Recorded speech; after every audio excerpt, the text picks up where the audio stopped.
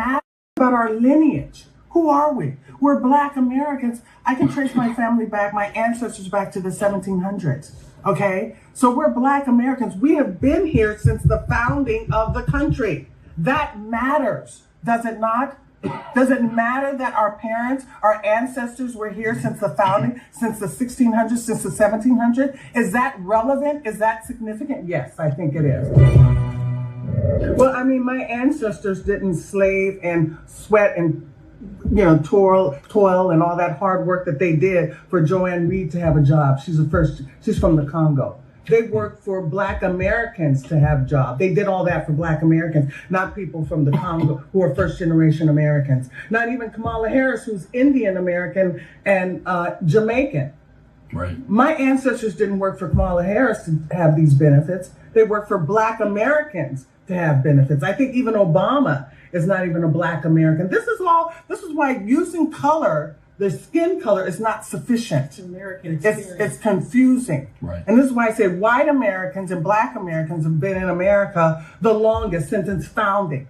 And that is significant. That matters. That history matters. And so this is why, and I don't know why so many, and I want to get into this issue about Black women, Black American women supporting. I know it's nonprofit, but Black American women don't understand most of them, some do, but most of them don't understand. They think everything is about skin color. And that's a superficial analysis of the situation. They're not looking at the history. They don't know the history. And they're just so wedded to the political left position, embracing all of their policies. And their policies have been detrimental to Black America. They need to get away from that embrace of all these policies that are the detriment. So what I'm thinking, they're not doing their homework. They're not reading this cast your bucket where you are. Cast down your bucket where. They're not reading this history. They're being superficial. They're just watching the television and going along with what the politicians say. That is not sufficient. About our Well, Black people are Native Americans. We've had, a lot of proof that, some of us started here in this land. Everybody wasn't brought over from Africa. What are they doing here? They're Indians. This is one of my many unsuccessful experiments. You see, with Indians, there's absolutely nothing to be done. There's the same difference between a Negro and an Indian as there is between a dog and a coyote. You can put a dog on a leash, beat him, and he'll always be there to lick your feet. Take away a coyote's liberty, and you've cut off his heir. An Indian will never be a slave. No one has ever been able to make them reproduce in captivity. They do not eat, they do not talk, they do not sleep, they do not make love. There are several things that are significant about it. Of course, one of them is the way that colonialism tries to develop all kinds of elaborate classification terms for different kinds of people, but that's another subject. The most significant thing here is to reveal the much greater amounts of Native American ancestry that are present within the African American population than most people realize, because they might have been misled by the use of terms like mulatto and also people of color. After the African, LeVar Burton, had been told that his name was to be Toby, and he refused it, and he was beaten to make him say his name was Toby. How was the dramatization? How much of that actually was recounted to you? I mean, was there a lot of interweaving? A lot of it, I thought maybe you were going to ask, and maybe you are in another way, is how much of the book is fact and how much is fiction. Well, a whole lot of it's fiction. Well, a whole lot of it's fiction. Well, a whole lot of it's fiction. Now, this is just a tiny bit of information now. But they take it as huge. Right, because it's cracking open the door. There's a place in Africa you could say that I'm from. A tribe? I am thrilled. It puts a name, a place, a location, a people. Hank Greeley is concerned that the science isn't really there yet for you to be giving them the name of a tribe. I think for most companies, I would be concerned too. But what about your own company? We have He the didn't largest... exclude you. He included you. But we have the largest set of sequences from Africa. And so with that, we're able to provide some level of probability in terms of frequency. But he would say that even though you have the largest database, it's still small on the scope of things. As I said, I share those concerns. We don't oversell. I mean, we just say, look, we provide a service. If you're interested in exploring a tiny bit of your DNA and trace its ancestry, we can do that. When you say it's a tiny little amount, it's less than 0.1%. Less than 0.1%. Less than 0.1%. And that's pretty teeny. Yeah, but for people who know nothing about any of them, I think it's very important.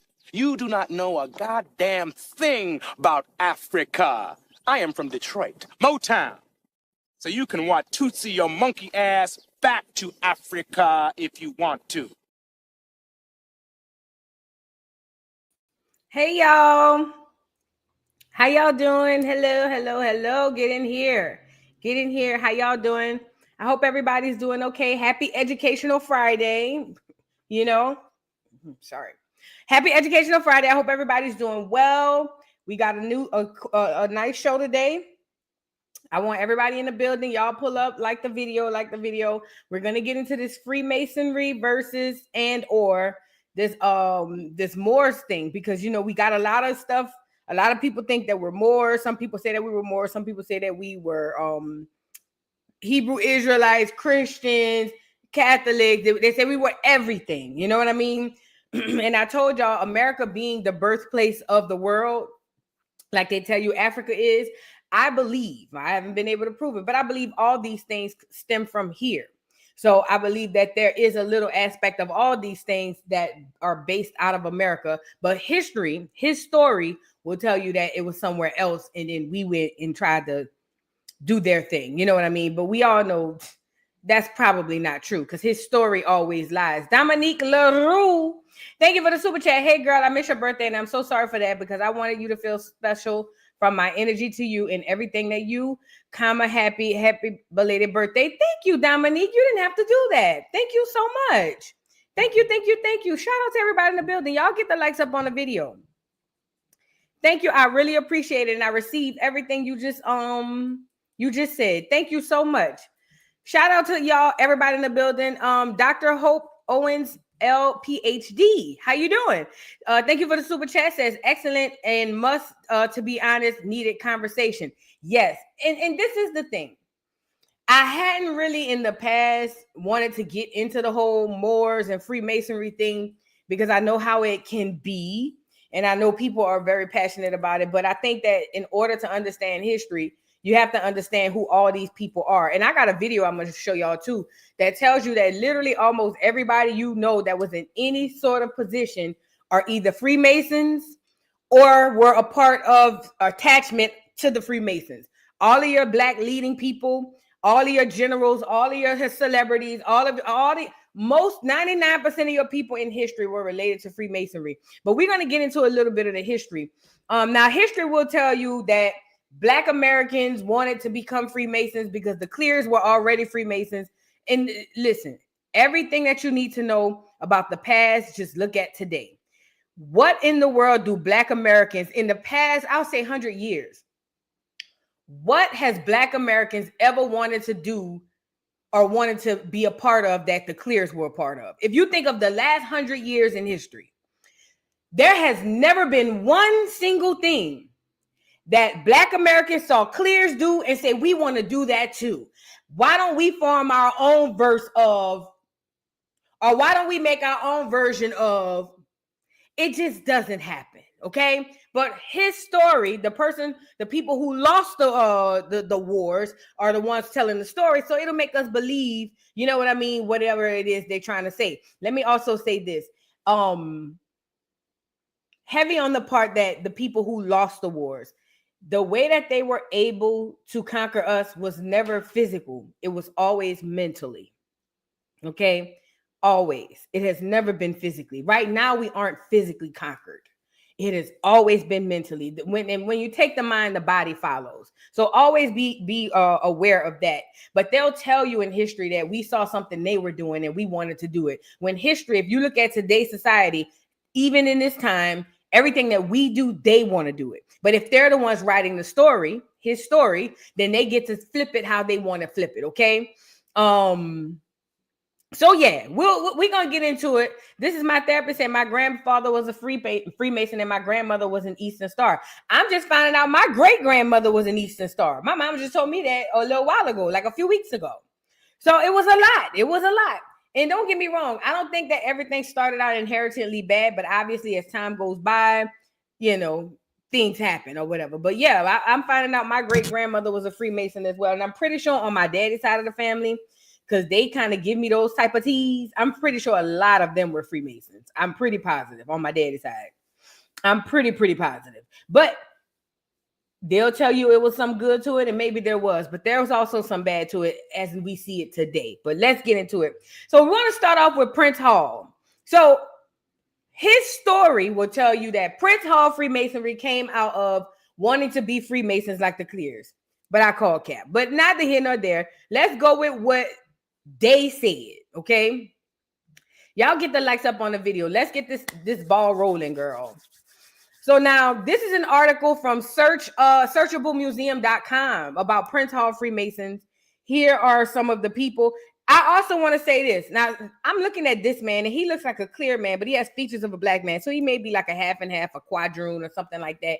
And y'all know we were going back on that one drop rule. So any little drop of Negro made you black. But ultimately, that was really a bad thing for us, because a lot of our things were infiltrated due to the same thing. And a lot of our people were led astray for the same reasons, but we'll get into it. Let's get into Prince Hall Freemasons and Prince Hall per se. So it says, okay, Prince Hall, that's the guy who the black Freemasons are. Grand Lodge is the Clears. Prince Halls are the blacks, okay?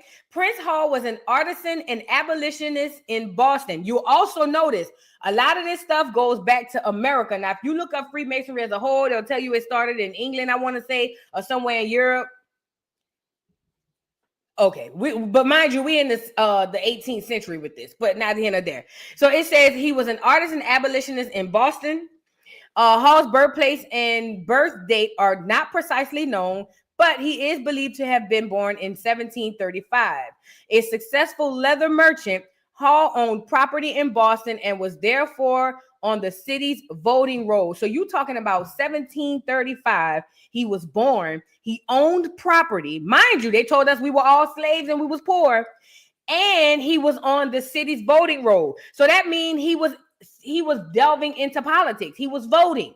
He was not a politician, but he was into it. Okay. He was engaged citizen. He was an engaged citizen advocating for the black community as vocal supporter of the abolition of slavery. Hall died in 1807 and is buried in Boston's historic Copp's Hills Cemetery. In 1775, after Hall and other free blacks tried unsuccessfully to join the city's all-white Masonic Lodge, they were initiated into Lodge 441, which was attached to a British Army regiment. When the British retreated from Boston in 1776, Hall's group received a permit to assemble as African Lodge number 1. In 1784, the Grand Lodge of England officially chartered the group as African Lodge number 459. More than 4,500 lodges worldwide are descended from this original organization, now known as the Worshipful Prince Hall Grand Lodge of Massachusetts. So basically what they're saying is the Negroes wanted to be a Freemason. They went to the Clears and was like, can we join? And they were like, no, get away from me, you little peasant Negro. And then they went away and they were just like, oh man, so we'll just create our own. And then they created their own. And then the Clears came back and was like, okay. We'll let y'all have your own. And they go, yay. And then they came back and said, okay. We'll induct you into our Freemason Lodge or our Freemason Club, but you'll be number 449 for us, but number 1 for you. And then we'll let you open up more lodges. I just don't see how it makes sense. Okay. I just don't see. But let's get more into Prince Hall. So now he's your father of Prince Hall Freemasonry, right? I want to get into Martin Delaney too.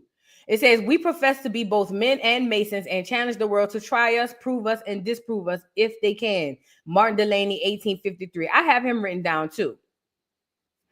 Founded in 1784, Prince Hall Freemasonry is the oldest African-American Masonic order. Mind you, they weren't calling them African-Americans back then, but whatever. While Prince Hall Masons practiced the secret rituals and mortal teachings of Freemasons worldwide, they also shared with other Black fraternal organizations a commitment to racial uplift, mutual aid, and social justice.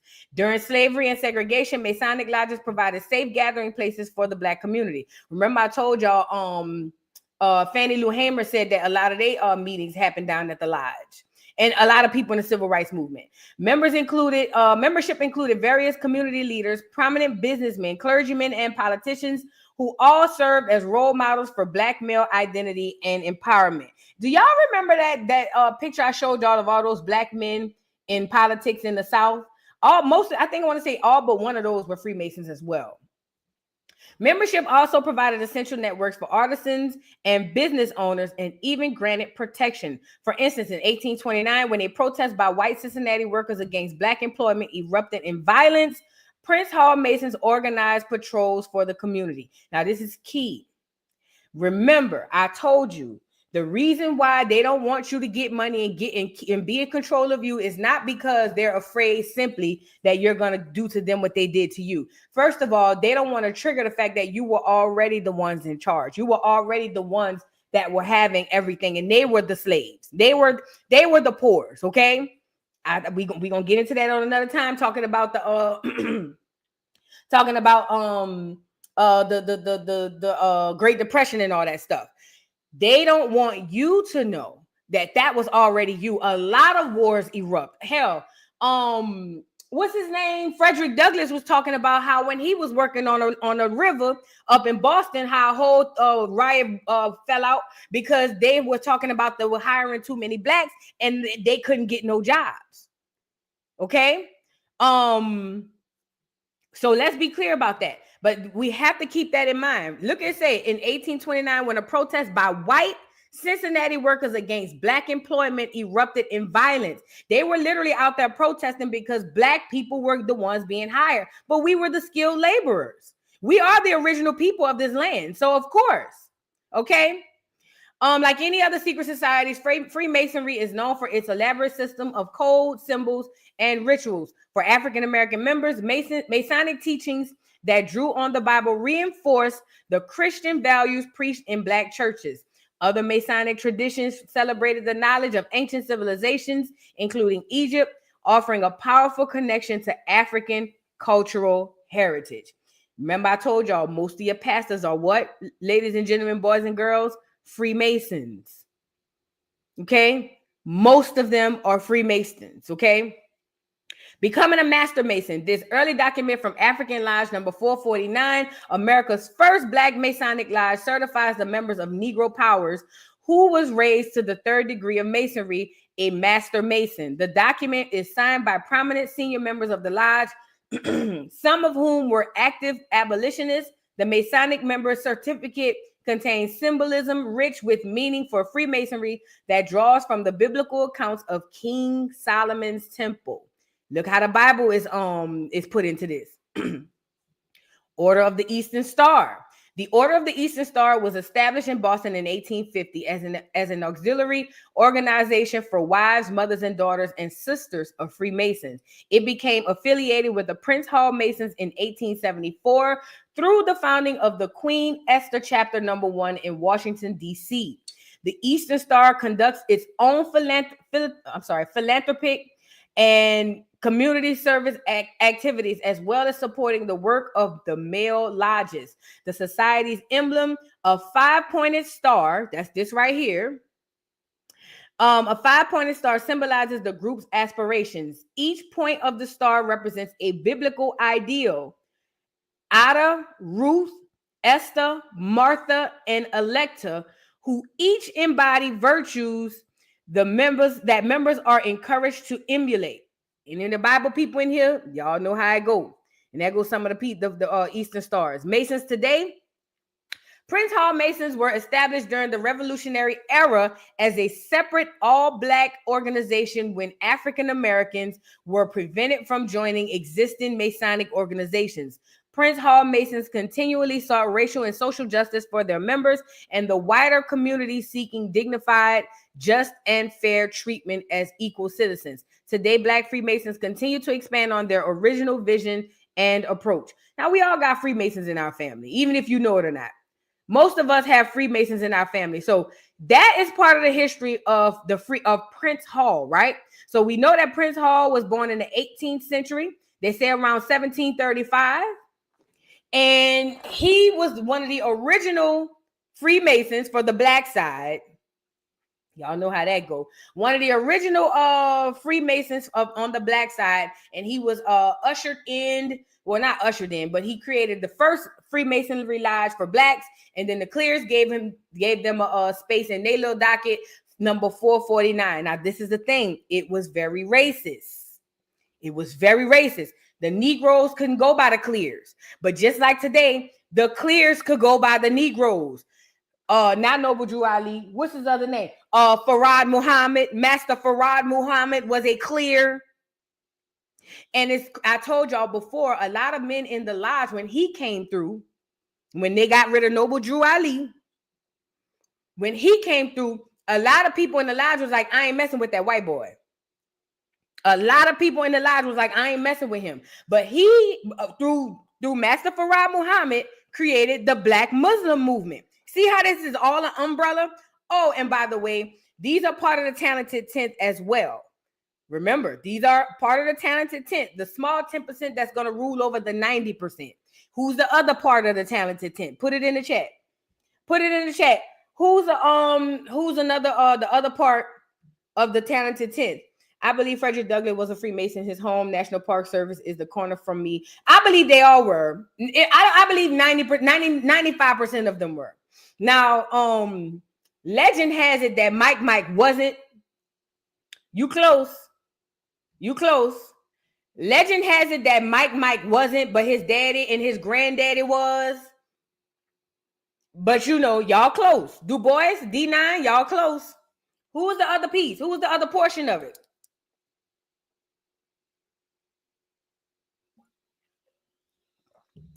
We talking meatball.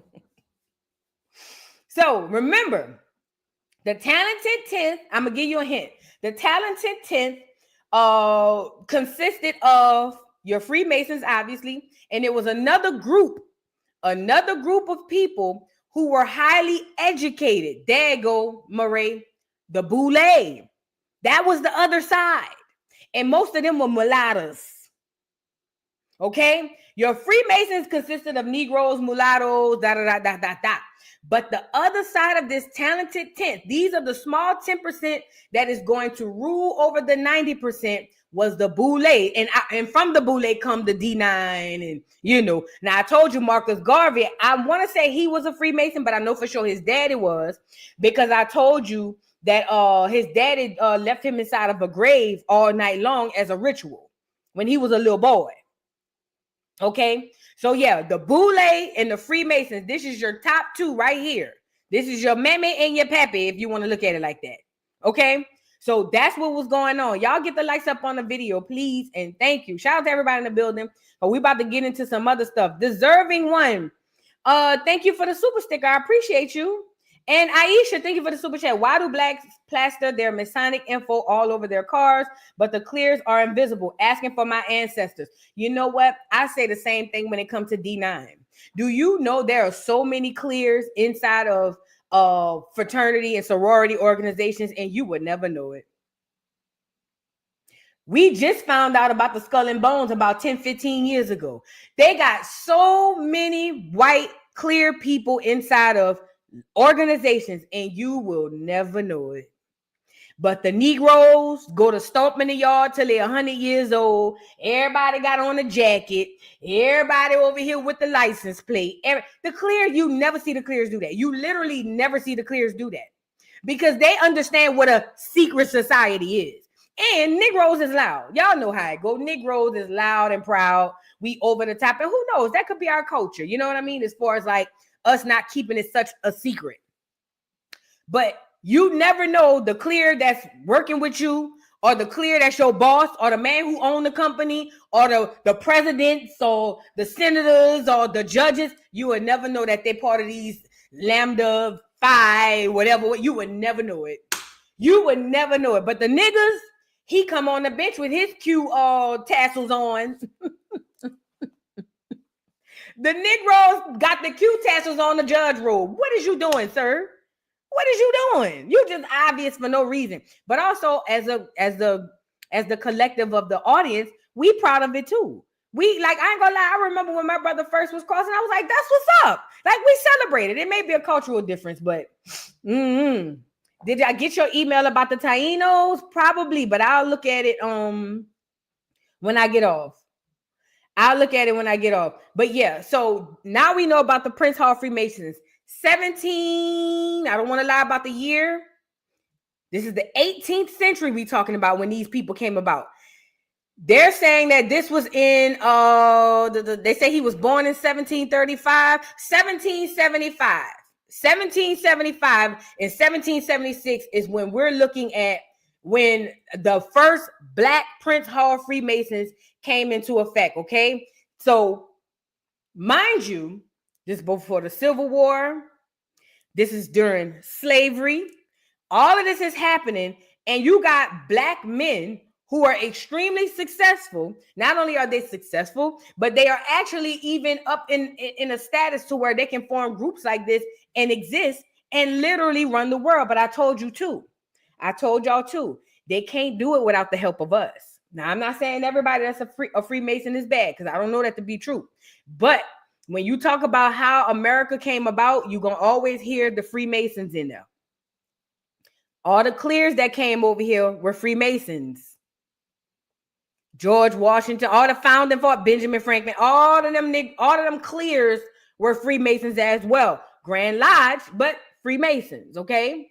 And some of them were Black. Let's start there first. But, you know, they be doing the most on its history. Now, let's move on. So now I want to show you guys. Hold on one second. Not that yet.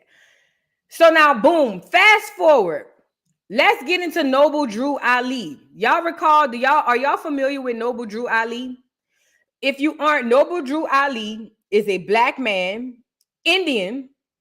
Okay, don't let that part go over your head. An Indian Black. They're gonna say that he's mixed with Native American, and then they also gonna say that he's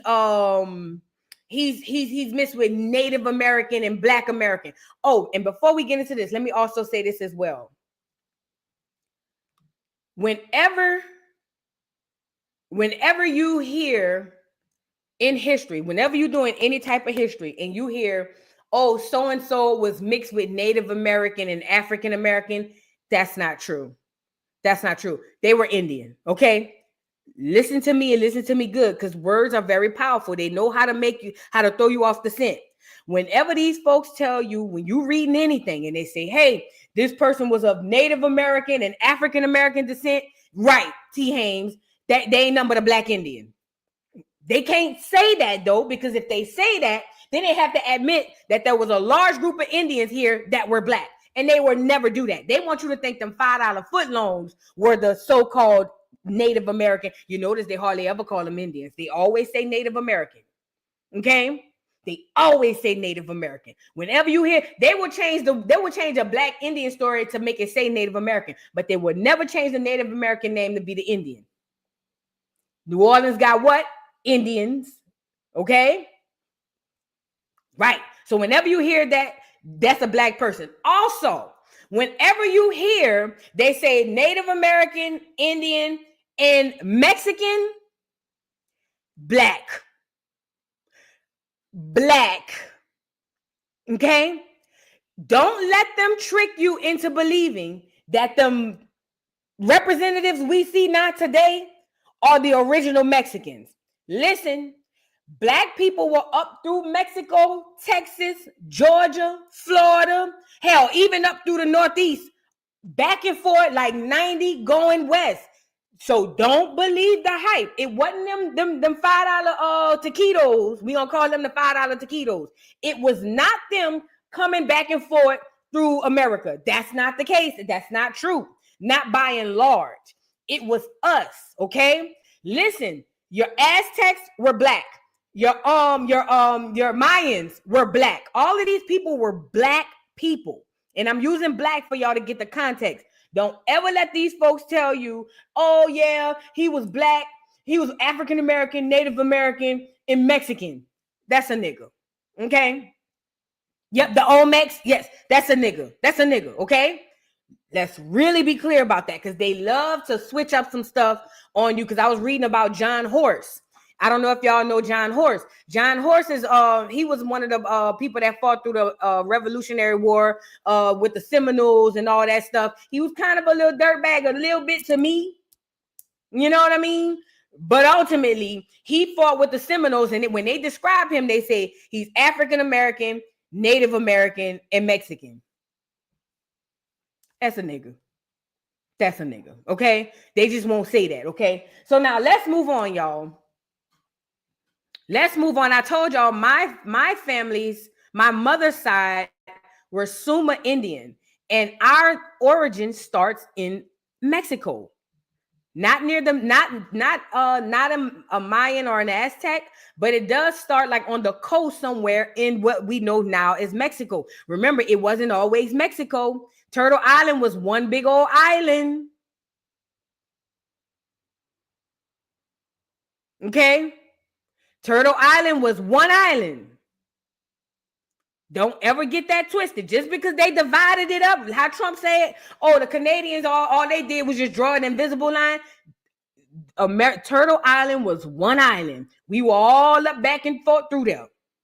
The $5 taquitos, they come later, okay? They come later during colonization, okay? Conquistadors and all of that. Now, let's move on. Now, I want to get into Morris Science Temple of America, and we're going to get into Noble Drew Ali. Noble Drew Ali. Let me see if they got a picture of him on here. He's on the thumbnail. Let's see if we got Noble Drew Ali on here. Do we have a picture of him? Girl, they got everything but a picture. He's on the thumbnail. Noble Drew Ali. I'm about to go find a picture so y'all can see it. Matter of fact, I could email it to myself. Y'all get the likes up on the video. It's hot in here. Hold on. Let me turn this AC on because I'm hot. Hold on one second, y'all.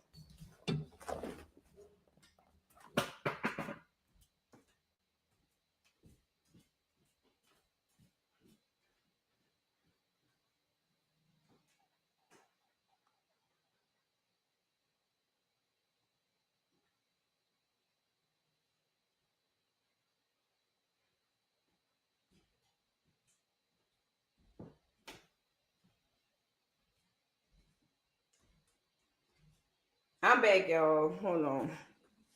I'm just trying to send these pictures to myself.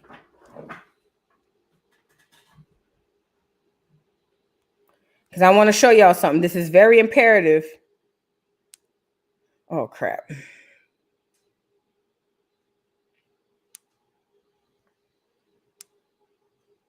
We about to get into Noble Drew Ali, who came later after Prince Hall.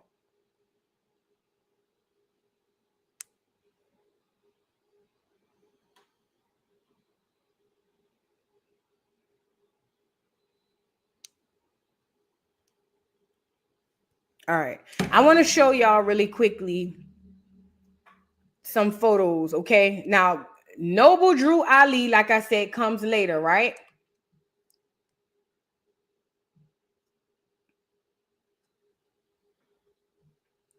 Let's get Noble Drew Ali on here.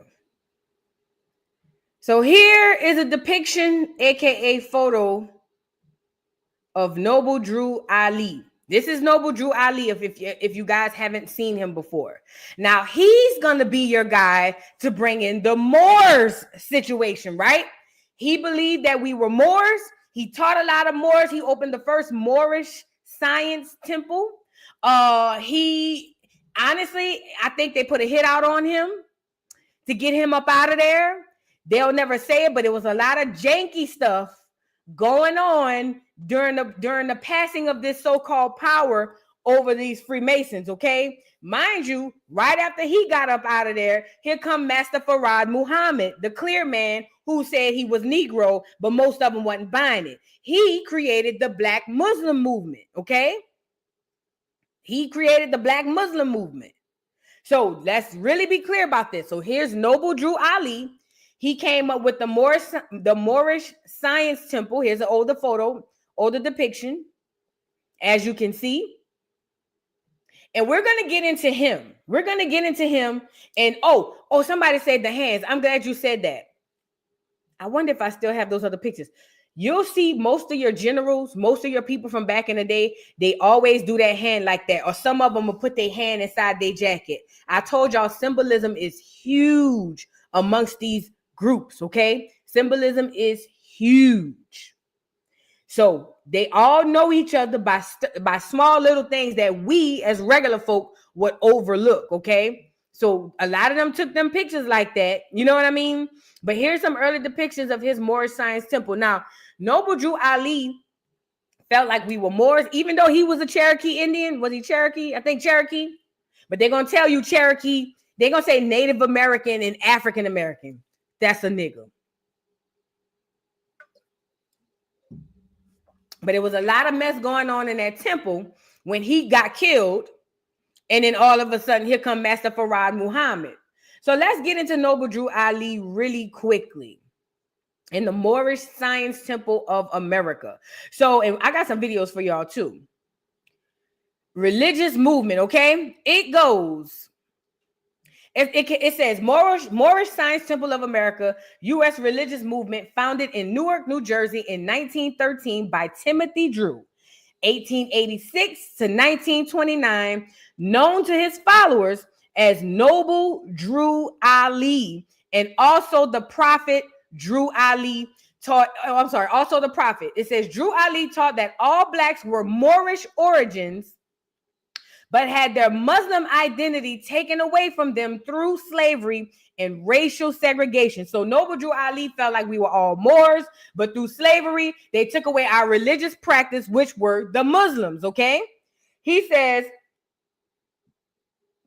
he advocated that they should return to the Islam of their Moorish forefathers, redeeming themselves from racial oppression by reclaiming their historical, spiritual heritage. He also encouraged use of the term Moor rather than black in self-identification. See, even back then, they rejected the term black. We are the first group, the 80s. We are the first group of people from the 80s on now to really embrace the term black, because even when it was introduced in the 60s, yes, the kids liked it, but the adults did not like that. They said being called black was a fighting word.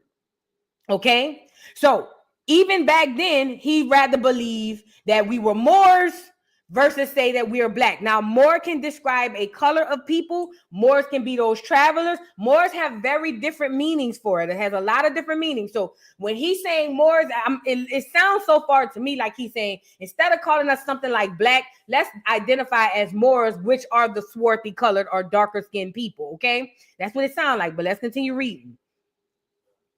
All right, it says, he also encourages use of the term Moor rather than black in self-identification. Many of the group's formal practices were derived from Muslim observances. Rigorous obedience to the Prophet's regulations were required, and certain foods were forbidden. The group's sacred text was the Holy Quran, which was distinct from the Quran of the Orthodox Islam, and which members considered to have been divinely revealed by Allah to Drew Ali. Now, who he thought was Allah? Because we know, what's his name? Elijah Muhammad said Master Farad was God. He didn't say Allah. I'll say that. He did say God. It says the work begins with a long narrative spanning from the fall of man to the resurrection of Jesus. It includes moral instructions by Drew Ali and closes with a prophecy of the imminent uplift of fallen humanity. Goes on to say Drew Ali moved his organization several times and ultimately settled in the mid-1920s in Chicago, where he found success. He died under mysterious circumstances during a period of internal strife, and the Moorish Science Temple of America split into several fractions. The Nation of Islam grew out of the contested succession to Drew Ali and became a separate organization in Detroit in 1932. Okay, so in 1932 comes the Nation of Islam. Okay, several men claimed to carry on the spiritual lineage of Noble Drew Ali and founded similar organizations. In the early 21st century, the largest of those, the Moorish Science Temple of America, Inc., operated a prison ministry and a theological seminary, the University of the Moorish Science Temple of America. Can I ask, have y'all noticed, is it just me? Is it just me? But why is it that Muslim religions target convicts? Like their target, there has to be a psychology behind this. When you look at most Muslim religions, or most forms of the Muslim religions, or whatever you call it, they target the convict, the degenerate, the imbecile. Why do you, does anybody in the chat know why that is? Is there a vulnerability? Is there a vulnerability there? Like, what is it? Why aren't they going to get the average man? Most of the time, they go and get the convict. I just always noticed that. And I'm not saying all of them are convicts, but I'm just saying I picks up on stuff like that. Like, dang, they always gonna get the convict. Like, dang, they ain't go get the regular brother who worked the 9 to 5. You know what I'm saying? Like at the beginning, at least. But let's move on. So, okay. All right, 21st century, the largest of those, the Moorish Science Temple of America, Inc., operated a prison ministry and a theological seminary, the University of Moorish Science Temple of America. Islam, that's the religion. Islam, major world religion promulgated by the Prophet Muhammad in Arabia in the 7th century CE. They recycle these names too. The Arabic term Islam literally surrenders, illuminates, and the fundamental religious idea of Islam that the believer called a Muslim from the active particle of Islam accepts surrender to the will of Allah, and in Arabic, Allah or God. Allah is viewed as the sole God, creator, sustainer, and restorer of the world. The will of Allah to which human beings must submit is made known through the sacred scriptures, the Quran, often spelled Quran in English, which Allah reveals to his messenger, Muhammad. And it says, in Islam, Muhammad is considered the last of a series of prophets, including Adam, Noah, Abraham, Moses, Solomon, and Jesus. So Muhammad comes after these people, and his message simultaneously consummates and completes the revelation attributed to earlier prophets. Okay, I want to scroll down because we know about Muhammad. All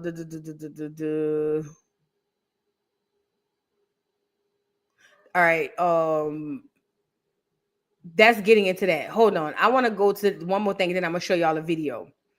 I want to go to another article that I found that's talking about the Freemasons. Now, remember, out of the Freemasons birth what, boys and girls, ladies and gentlemen, boys and girls?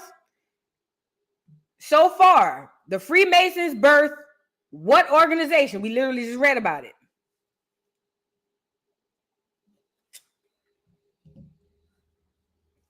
And remember, it has been said, yeah, the Boule too, but what else? We just read about it. The Boule was kind of like a separate organization, but yes, it comes out of Freemasonry. Islam, thank you, Lola. Islam. And out of Islam comes the 5%ers. Is it the 5%ers? Yeah. The 5%ers.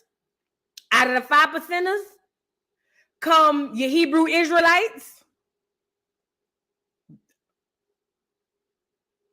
Christianity comes from Freemasonry too. Let's really be clear, because remember, we talked about Freemasons and how they used a lot of stuff from the Bible. But it's a trickle down effect. It's all trickling down. All of this stuff is coming out of Freemasonry. Freemasonry is the major umbrella, and everything is coming out of it. Okay. Yes, the Hebrew Israelites stem from the 5%ers, which stem from the Muslim, which stem from the Freemasons. Okay. Okay. I'm talking about Black Islam. I'm not talking about the actual. I'm not talking about the actual religion, because according to what they say, Islam is old. That's not what I'm saying. I'm talking about with us and what we were doing in America. When we started all these religions, according to Charlatan's Web and my UBTV voice, they're saying that it's coming out of Freemasonry. It's the way in which they're coming out. Yeah, Christianity too, of course. Christianity. That's why most of your pastors are Masons. Most of them are Masons in D9, of course. Yeah. Most of your pastors, most of your bishops, most of them are Masons in D9, of course. Of course, yeah. Of course. All right, let's move on. So I want to show y'all this other article, really quickly. Now this one is called "The Masons and the Moors," right? Because they're all connected, right? The Masons and the Moors. Girls, get off of here. All right. Can y'all see this? Yeah. Y'all should be able to see it. Now, this article is by newdawnmagazine.com, and this is called "The Masons and the Moors." See that hand? You see that hand? Remember, we told y'all symbolism is very, very grave in these organizations. All right. The origins of Freemasonry, as would be expected of such a venerable society or secret society, are shrouded in myth, legend, and almost impenetrable obscurity. Since at least the late 18th century, Masonic writers have sought to establish a link between the Knights Templar and the Freemasons. Freemasonic lore and symbols have been traced to ancient Egypt and Phoenicia. Well, I have a question. How could it be traced to Egypt, and what Egypt are they talking about? Because we know the original Egypt is in Memphis. The fake Egypt is in Africa. Fake pyramid sometimes, fake all of that. You know what I mean? So which Egypt are they talking to? See, you gotta watch them. Watch how they is. Watch how they is. So they're saying it's linked to Egypt. Let's go with the move. Freemason lords, all right, to ancient Egypt and Phoenicia. Yet, despite all the books and articles exploring Freemasonry published over the last 100 years, there's one area that has not received attention. It concerns Freemasonry debt to Islamic mysticism and a shadowy tradition connection to the Masons with the Moors of North Africa. Okay, they will trick you with the locations as well. Let's get into more science. The involvement of Freemasons in the establishment of the United States of America is well documented. In fact, Masons featured so prominently in drafting the American Declaration of Independence that many believe it. You all right? Many believed it a thoroughly Masonic project. Not only George Washington, but also the U.S. founding fathers, Benjamin Franklin,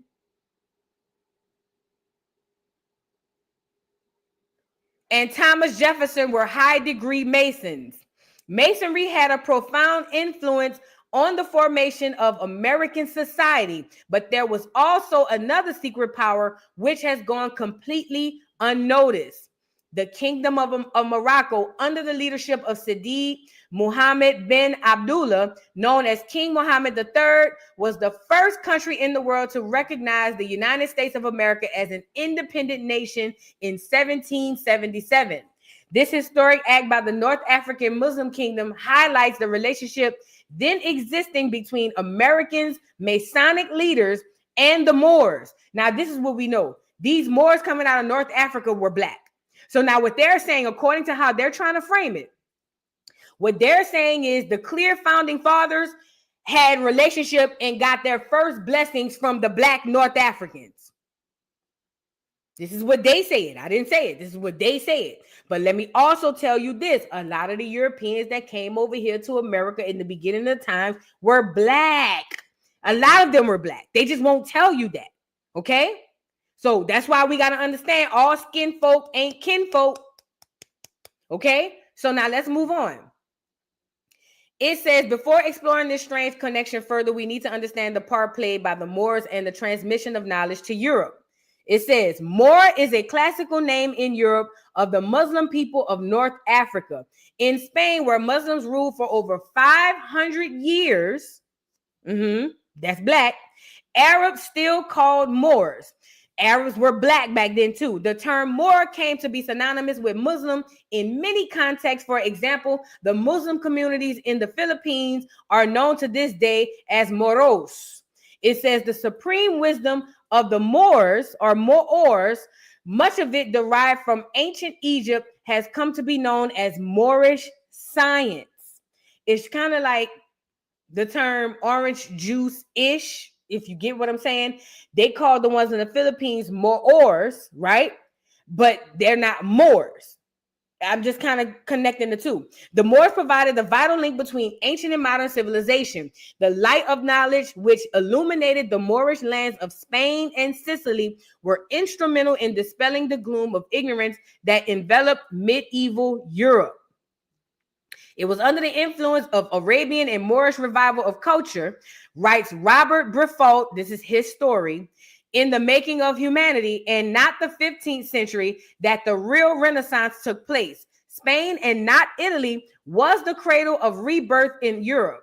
It says, after sinking lower and lower in barbarism, it had reached the darkest depths of ignorance and degradation when the cities of the Saracenic world, Baghdad, Cairo, Cordova, Toledo, were growing centers of civilization and intellectual activity. It was there that the new life arose, which was to grow into a new phase of human evolution.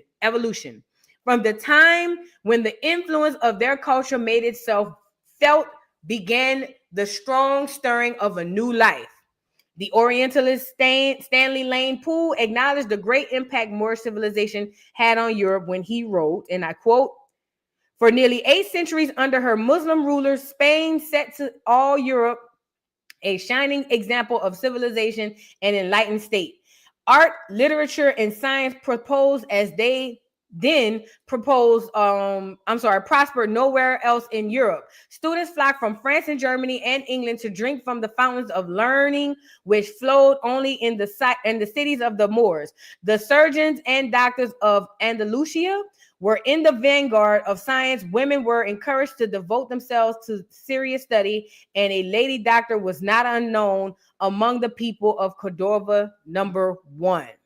All right. Now I want to move past this a little bit. Hold on. Mission to America.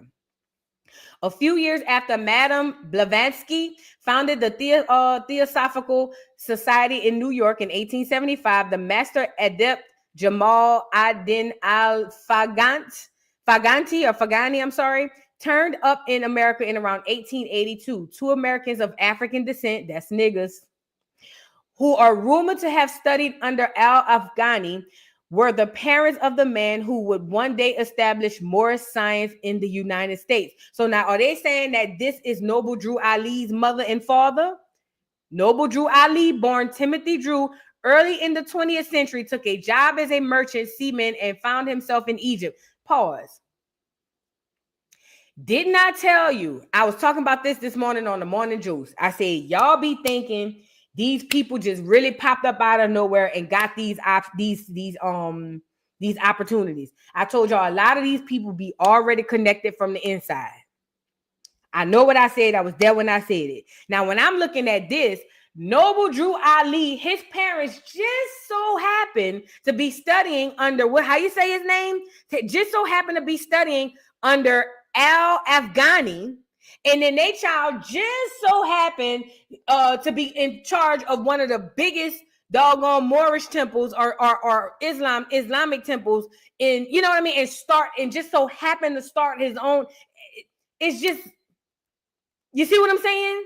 It's all family and blood connected. It's all family related and blood connected. You got to be chosen. You like, what's his name? Anthony Mackie said, success isn't earned, it's given. Same situation. It's giving nepotism to me. So it goes on to say, according to one legend, Noble Drew Ali made a pilgrimage to North Africa where he studied with Moorish scholars and received a mandate from the King of Morocco to instruct Americans of African descent in Islam. His association with the ruler of Morocco is significant when we recall the historic relationship between this Moorish country and the early United States. So he went all the way to North Africa by a king of Morocco to ordain him to come back to tell African Americans that they Moors. Pay attention. Pay attention. So his mom and daddy just so happened to be studying under one of the greats, and they met one of the greats, a man coming from Europe over here, and they were cool. Then they had a kid, Noble Drew Ali, who had just so happened to study in North Africa. Then he get ordained by this Moroccan to come back to tell blacks, Negroes, that they are Moors. When you really start peeling back the layers on the origins of a lot of these religions, that's why I don't want nothing to do with none of them. When you really start peeling back the layers on this, it makes you scratch your head. I'll say that. It truly makes you scratch your head. So moving on. At the pyramid of Cheops, his followers believe he received initiation and took the Muslim name Sharif Noble Abdul Ali. In America, he would be known as Noble Drew Ali. On his return to the United States in 1913, he had a dream in which he was ordered to found a movement. Of course, he had a dream to uplift fallen humanity by returning the nationality, divine creed, and culture to persons of Moorish descent in the Western Hemisphere. He organized the Moorish Science Temple along lines similar to the Masonic lodges, with local temple branches and adept chambers, teaching the historic wisdom derived from the secret circle of Eastern sages, the master adepts of the Moorish science. Noble Drew Ali is said to have made a historic visit to Washington, D.C. in order to reclaim the Moorish flag and obtain official recognition to call his people to their true faith. Al-Islam, it says, the U.S. president, believing that African Americans would not embrace Islam, gave Noble Drew Ali full authority to teach Moorish science in America.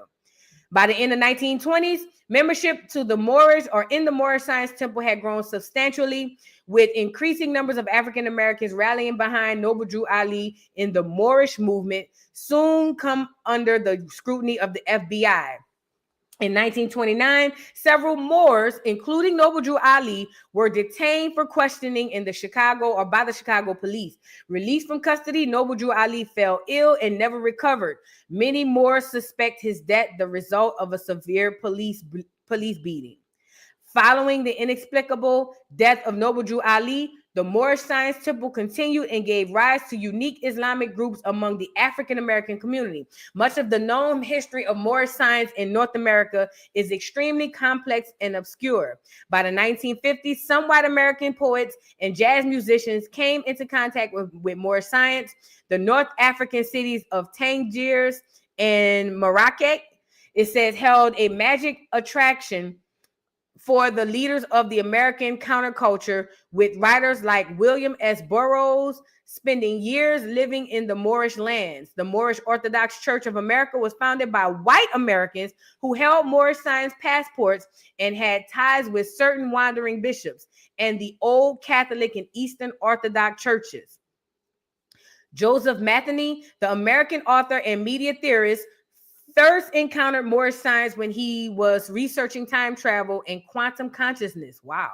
In his book, Ong's Hat, The Beginning, the Moorish Orthodox Church is called one of the most secretive and mysterious religious organizations ever known to man, and a revolutionary and heretical sect of Islam that carries on an ancient tradition which sought to counterbalance the forces of Orthodox Islam. Despite the controversial and Du Bois nature of the MOC or the MOC, it says part of their tradition has been served as the torch bearers of the freedom against the tyrannical, and repressive aspects of the Earth's patriarchal power structures as our planetary consciousness shift to the age of Aquarius, that's now, and set its sight on unlimited freedom and the expression of life. in all of its true wonder and beauty. Okay, so it's a lot going on here.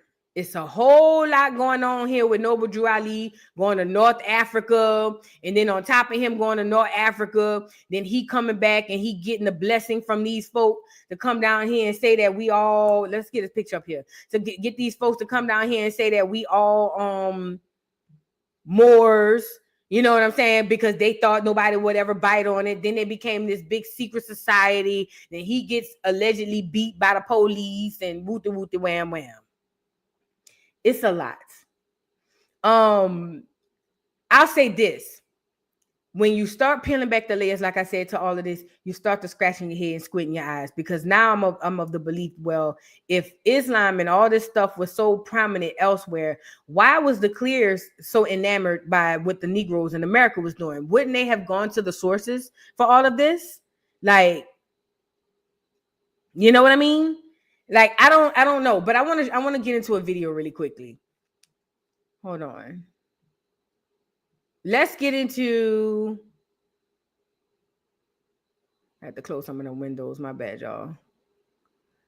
Let's get into this video on Noble Drew Ali really quickly. Y'all get the likes up on the video. Wait, before we get into that, I think I saw a super chat.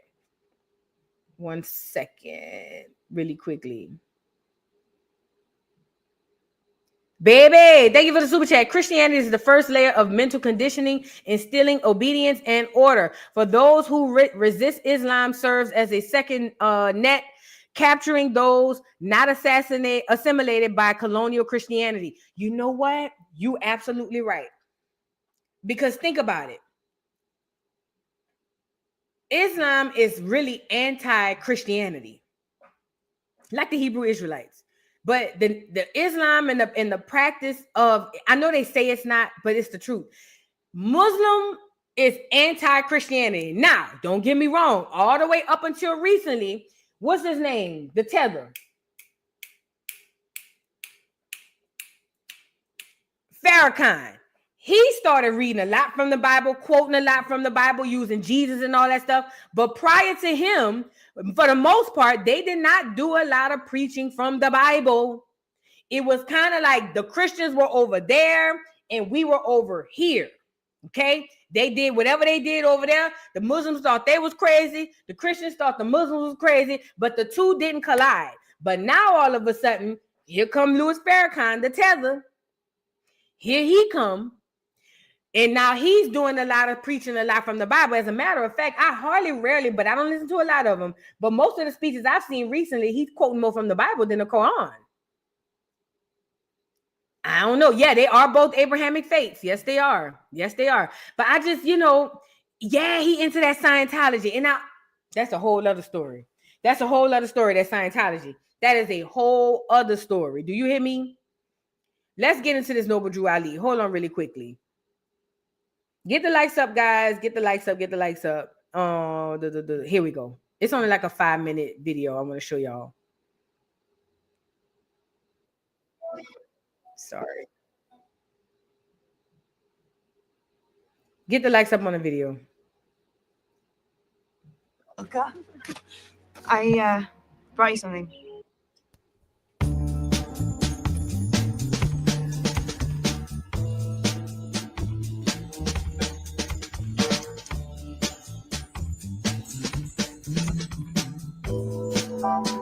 Noble Drew Ali.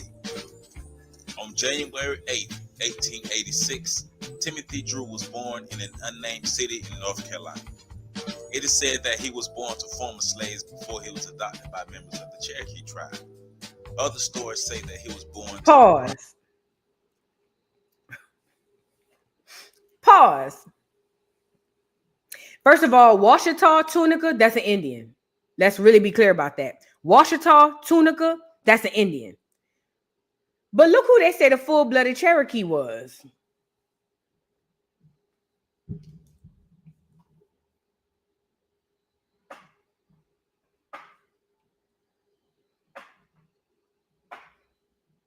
So is he a half and half? What we saying? Screw the labels. Are they saying that Noble Drew Ali was a half and half? No shade, but I'm just trying to see something. Because I know good and damn well that ain't no full-blooded nothing, first and foremost. But if these are to be his parents, that means he wasn't half and half. No shade. But then it will also make so much sense why he had the privilege that he had. Frederick Douglass. But this is his parents allegedly, girl. Let me run it back. Make sure. January 8th, 1886, Timothy Drew was born in an unnamed city in North Carolina. It is said that he was born to former slaves before he was adopted by members of the Cherokee tribe. Other stories say that he was born to a Moroccan father and a Cherokee mother. Okay, so they say he was adopted by the Cherokee tribe. That's cap. That's cap. He's a full-blooded Indian. They say his mom, Eliza Turner, is that how you say her name? Pure-blooded Washita Tunica. That's an Indian. Now, they say he was adopted by the Cherokee tribe, or they say his father was Moroccan, which would make sense why he went to Morocco to study, and his mother was a full-blooded American Indian. That's what they saying. His ethnic background would help shape his future. As a young boy, Ali's mother died, leaving him in the care of his aunt, who was abusive to him. At the age of 16, Ali would leave his caregivers to travel the world. His travels would change the course of his life. Many stories exist about how he would travel the world. The most common is he joined a band of gypsies and traveled the world. Other accounts say that he joined a circus as a stage magician. What we do know is his travels led him to meeting and becoming a student of a high priest of an Egyptian cult. The priest saw Ali as the reincarnation of Jesus, so he trained him in mysticism and gave him a book, the lost version of the life of Jesus. Ali would use the text to help further his knowledge and his mission. His text was later named the Holy Quran of the Moorish Science Temple of America. The text is also known as the Circle 7 Quran. Ali would later become anointed by the priest as Noble Drew Ali. He would then move forward to enlighten and awaken his people to the truth of their history by founding the Moorish Science Temple. In 1913, in Newark, New Jersey, Ali founded the Canaanite Temple, but because of his uncommon religious views, he was forced out of New Jersey. Ali would move to Philadelphia, Washington, D.C., and Detroit before settling in Chicago in 1925. In 1926, he was able to build and officially register Temple Number 9 as a Moorish Science Temple. Ali was spreading Islam and Moorish consciousness throughout the black communities of America. By the late 1920s, there were 15,000 Moorish Science members in 17 temples in the United States. Noble Drew Ali was helping to awaken the sleeping minds of black America. The Moorish Temple experienced some division when Claude Green Bay declared himself Grand Sheik and left the Moorish Science Temple, taking some of the temple's members with him. Shortly after Green Bay left the temple, he was stabbed to death at the Unity Mosque in Chicago. Ali and his fellow members were arrested as instigators in the death of Green Bay, despite Ali not being in Chicago the night of the murder.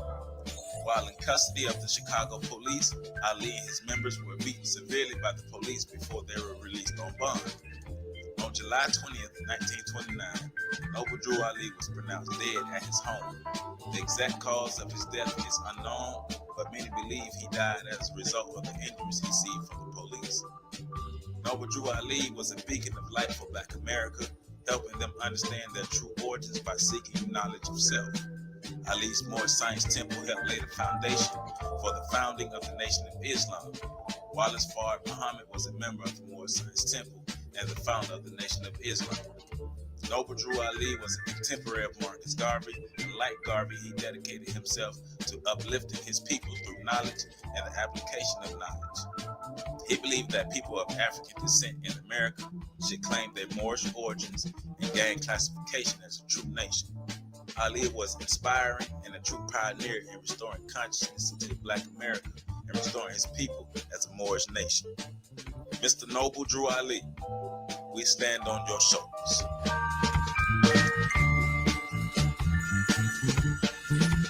All right.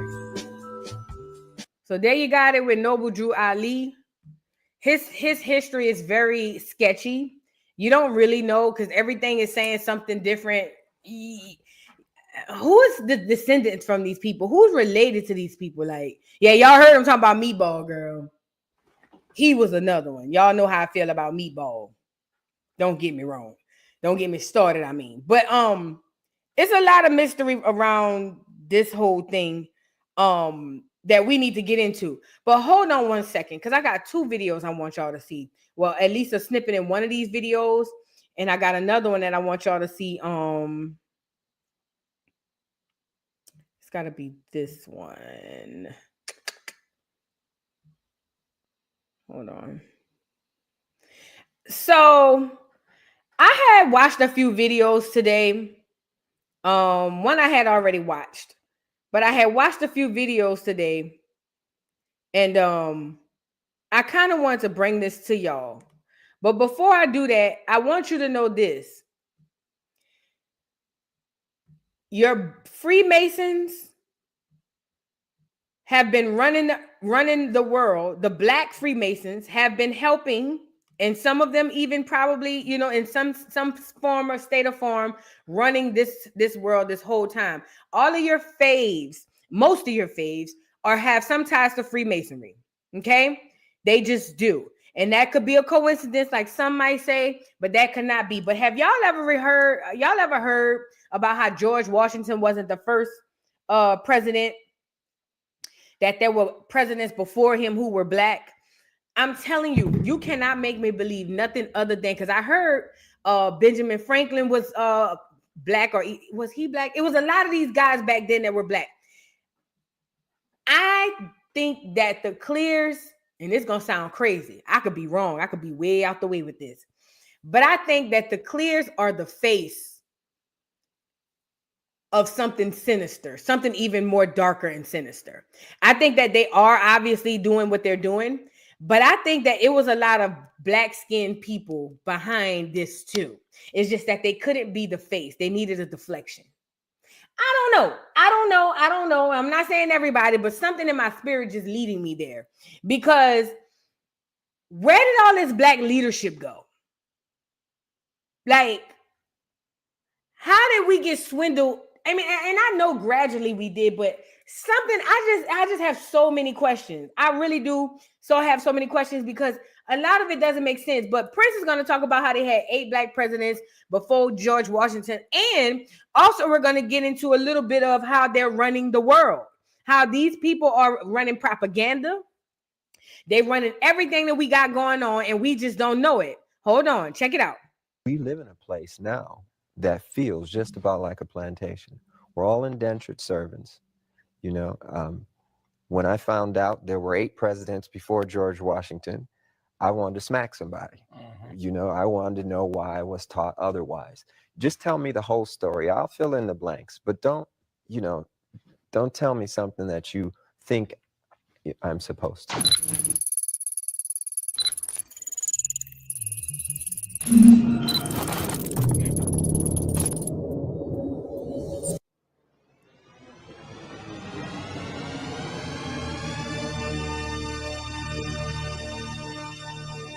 You can't handle the truth. Please access another experience. Please enjoy your experience. I don't have to tell you things are bad. Everybody knows things are bad. It's a depression. Everybody's out of work or scared of losing their job. The dollar buys a nickel's worth. Banks are going bust. Shopkeepers keep a gun under the counter.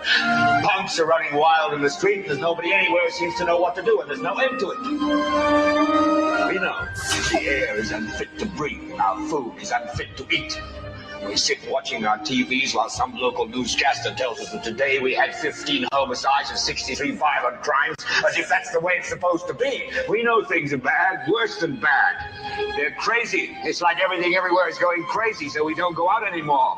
We sit in the house, and slowly the world we're living in is getting smaller, and all we say is, please, at least leave us alone in our living rooms. Let me have my toaster and my TV and my steel-belted radios, and I won't say anything. Just leave us alone. Well, I'm not going to leave you alone. I want you to get mad.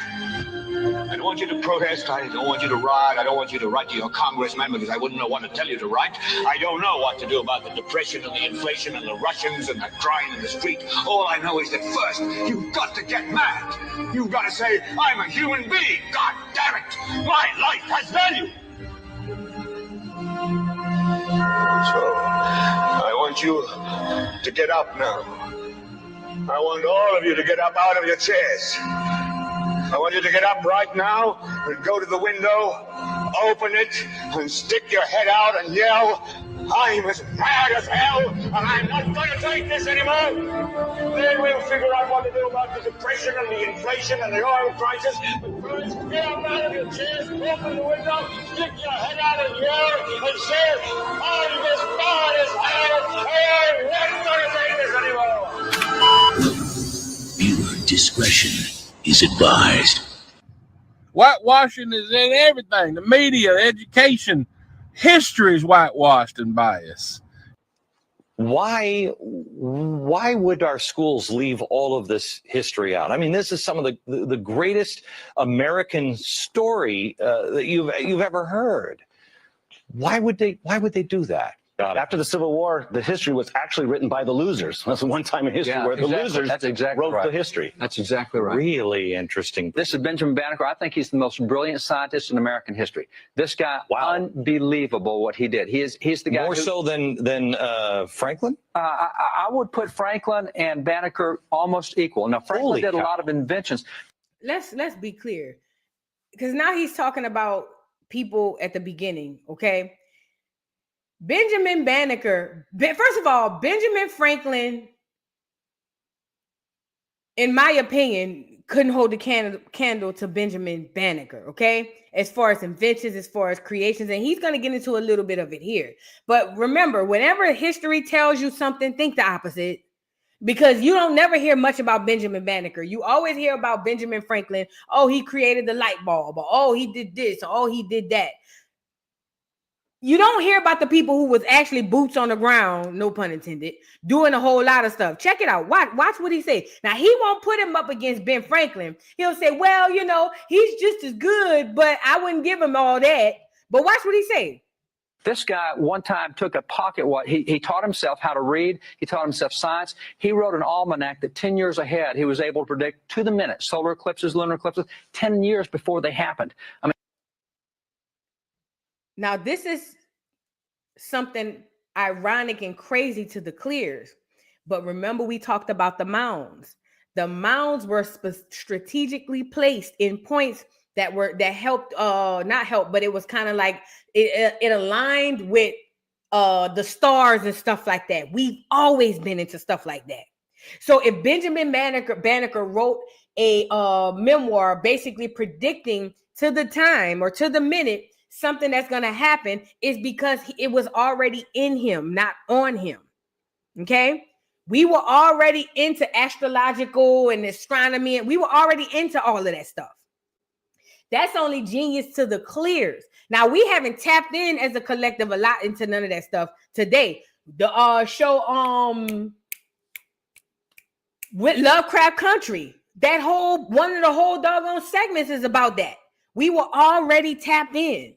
So this was something crazy to them, but prophesying and stuff like that was something we were already doing. By that logic, we could prophesy rain when we smell it. You get it?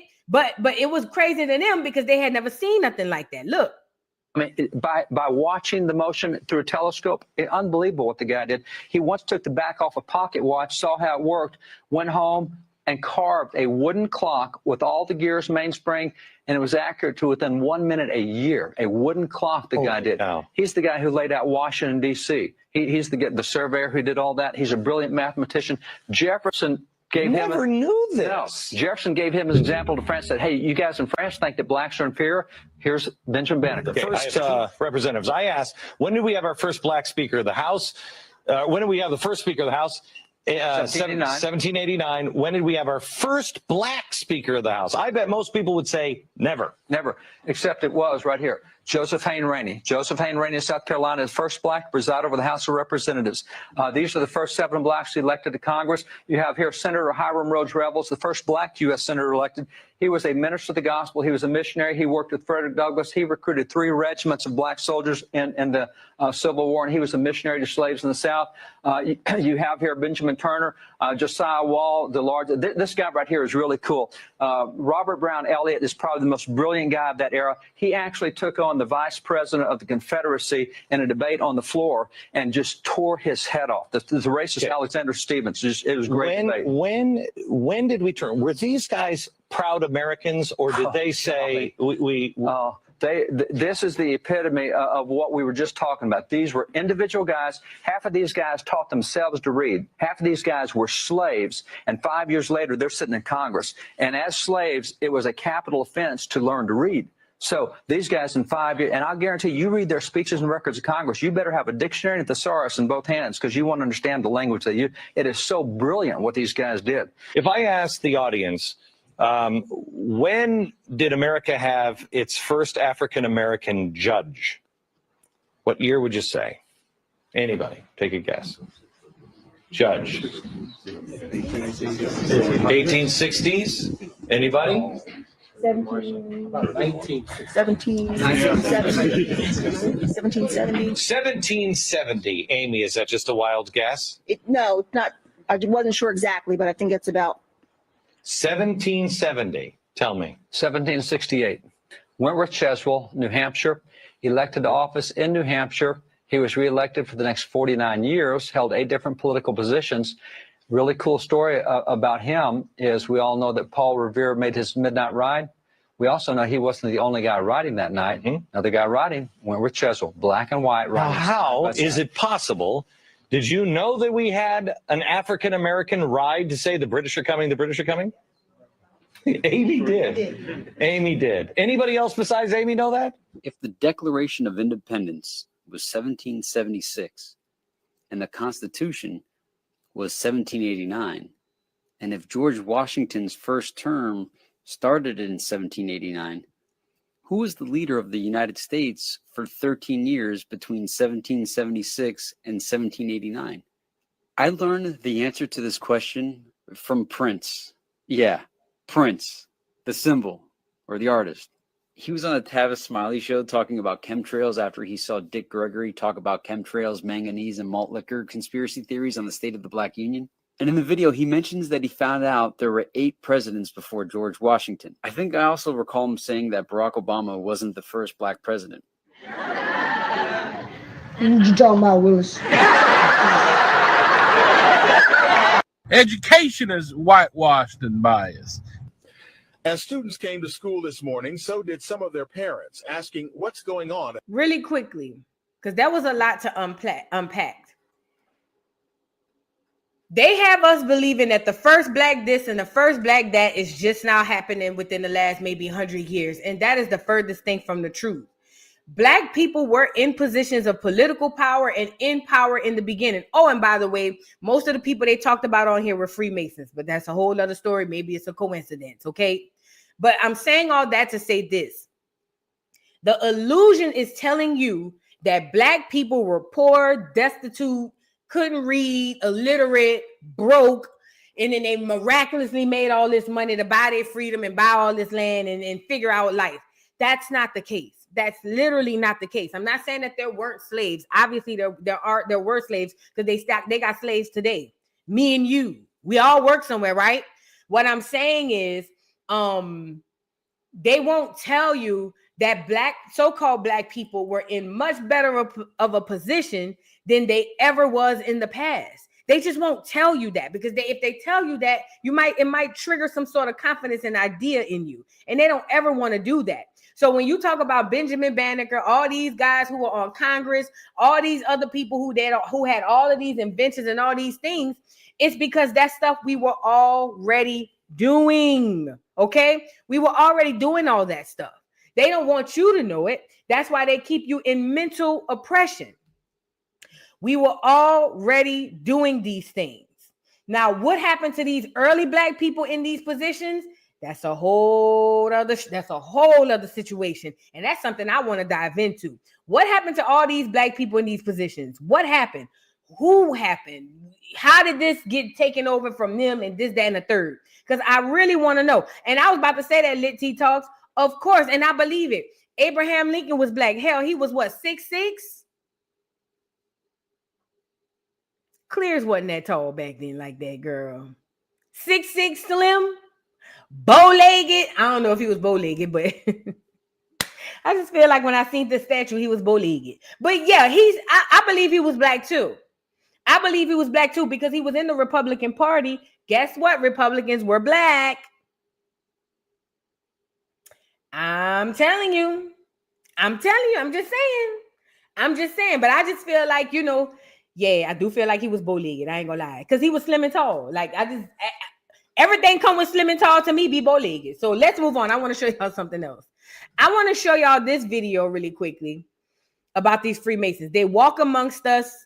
I'm talking like they aliens, but they walk amongst us and they are still today in positions of power. Some of these black Freemasons were around during the so-called founding and some of the so-called organizing, of what we call today America. And we about to get right into it. Y'all get the likes up on the video. They everywhere. They just don't know it. You just don't know it. But look.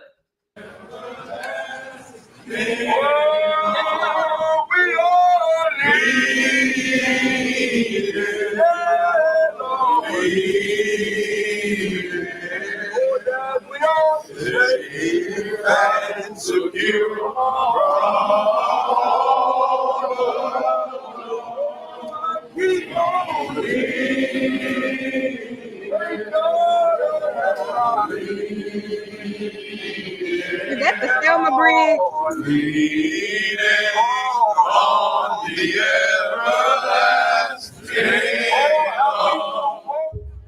Yeah, this Selma, huh?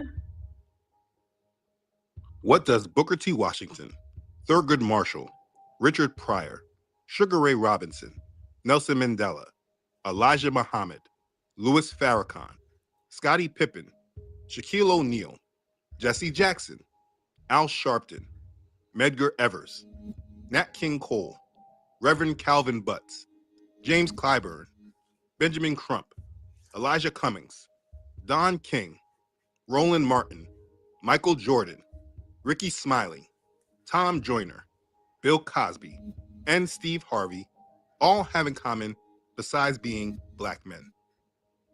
Well, if you looked at the title of the video, I guess you figured out that they are all Prince Hall Freemasons. Trust me, the list goes on and on. We are in the month where really America quickly. First of all, let me give shout out to the channel. This is by Truth Unedited on YouTube. Let me say this. And that's just the tip of the iceberg. That's the tip of the iceberg. Ricky Smiley, hold on, Tom Joyner, Bill Cosby, and Steve Harvey all have in common besides being black men. Well, if you looked at the title of the video, I guess you figured out that they are all Prince Hall Freemasons. Trust me, the list goes on and on. Pause. What's his name? Wasn't he in that documentary when they first were introducing us being from Africa? Yes, he was. He was married to Ruby Dee, I think it was. He was the one narrating the documentary when we first were introduced to being from Africa. Hold on. I'm trying to show y'all something. What's his name down in the corner, down here? Ozzie Davis. That's his name. Yep, that's his name, Ozzie Davis. He was in the documentary in the 1950s, one of the first documentaries that introduced Black Americans to Africa. He was one of the first ones that came out with this documentary. They did a play and everything, showing Black Americans that we come from Africa. We come out of these huts and we came over here on ships and boats and chains, and that's how we get here. But it makes sense. Freemason. Nelson Mandela sold out South Africa. Makes sense. Freemasons. Okay? We all know Thurgood Marshall ain't worth a dime. Okay? And you can go, every single person they named on here have dramatically sold out Black America. Let's go through the list one more time. Every single person he named on here has dramatically sold out Black America. Peep it out.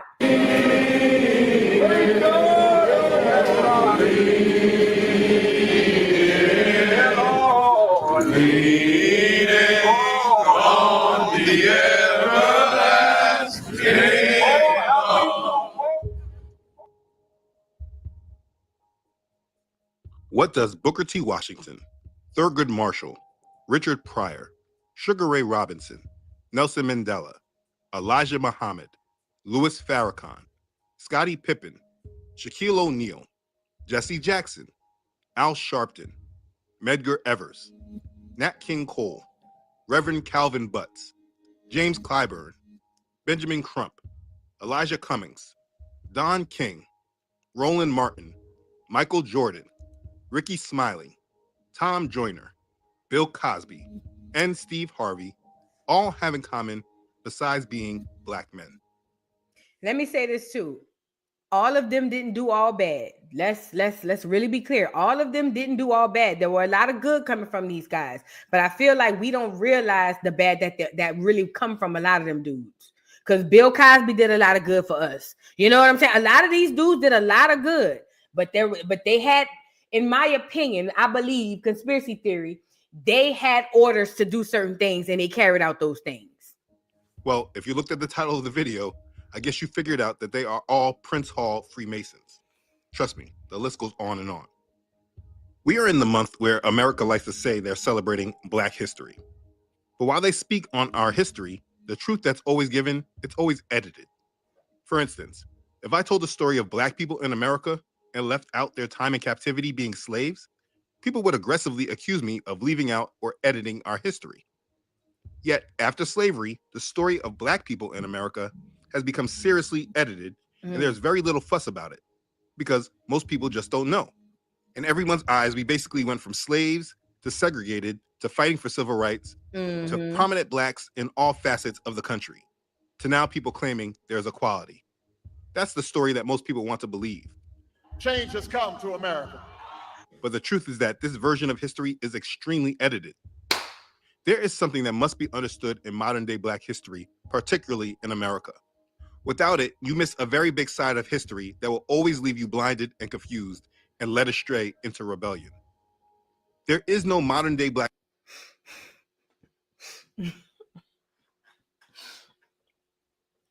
Little Feather Hummingbird says, so did the requirements change? Because the Masons I know be out here barbecuing. Be out here barbecuing, selling plates, and having parties, or are there levels to this?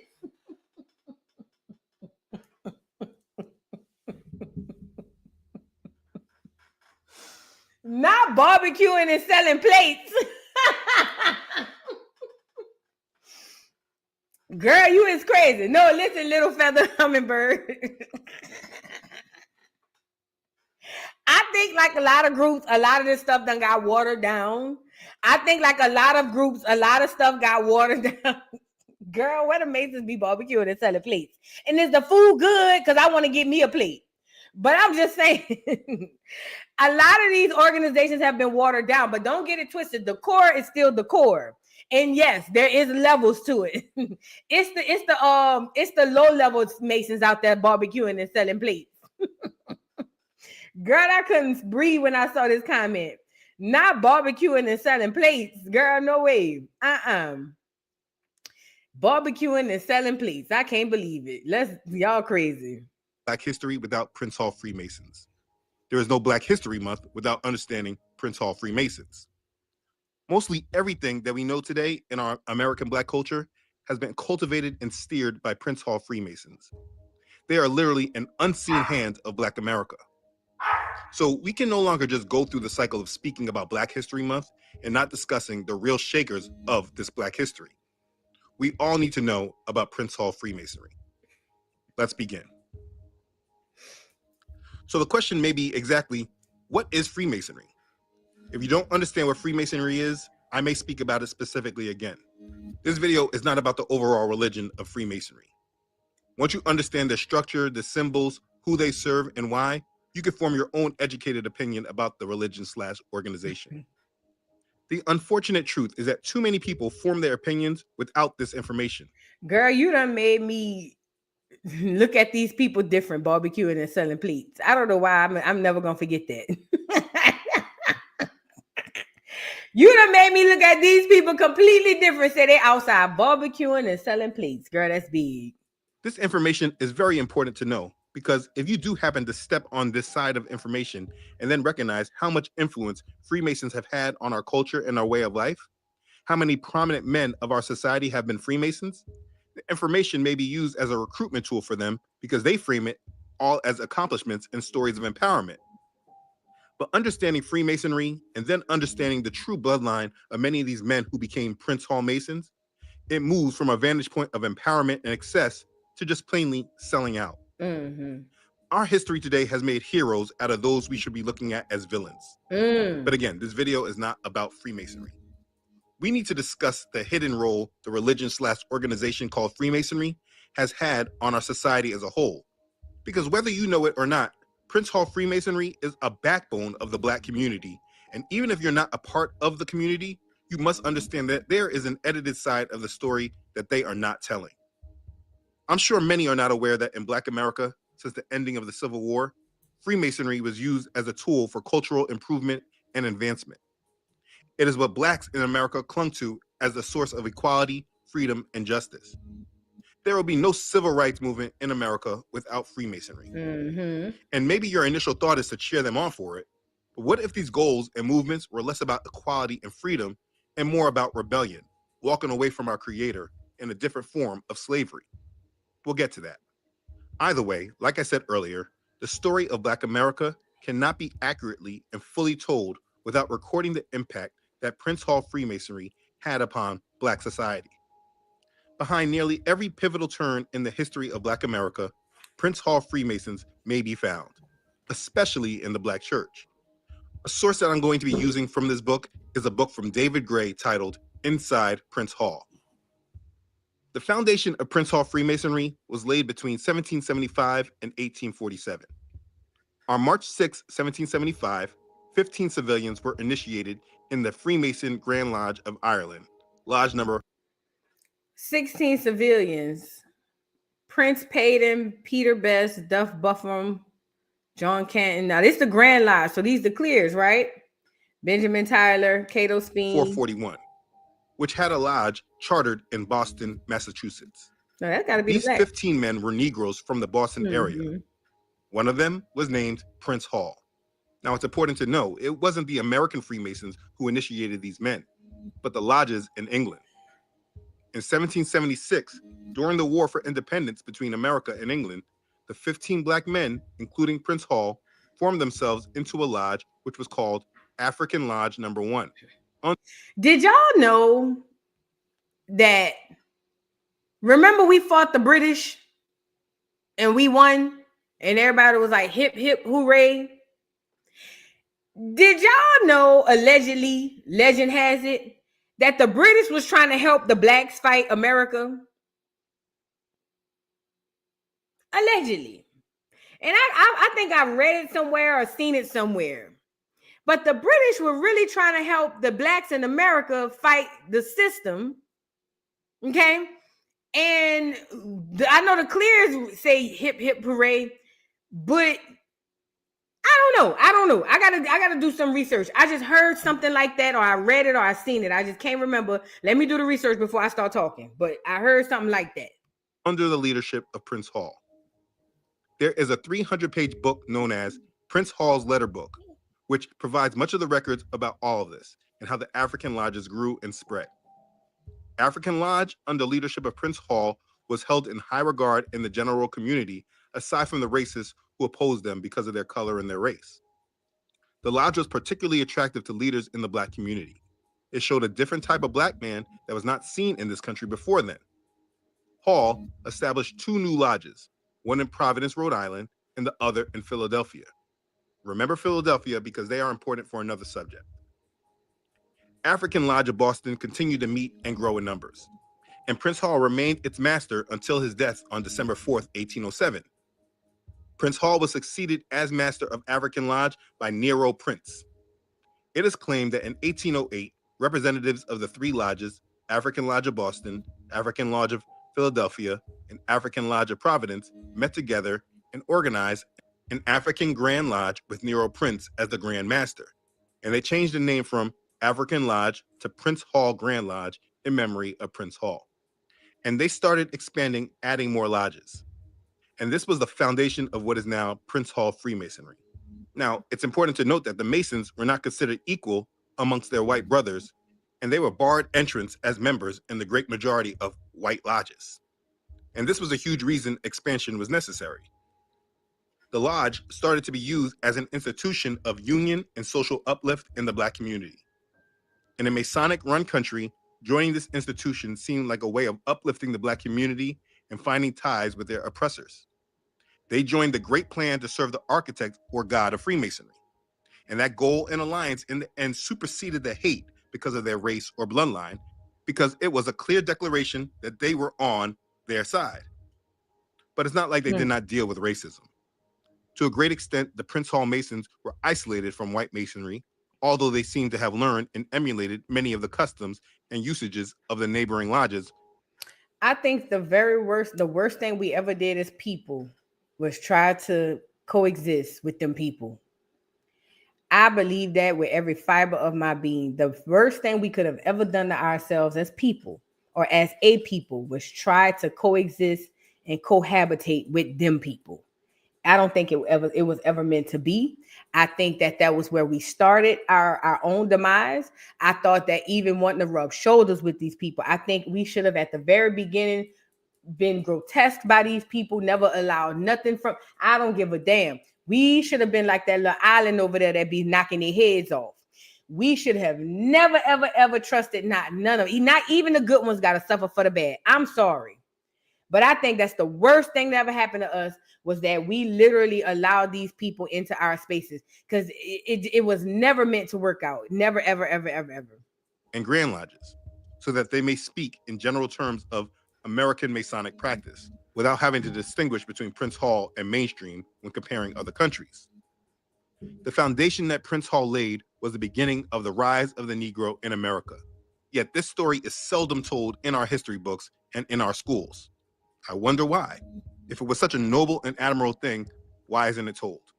But I digress.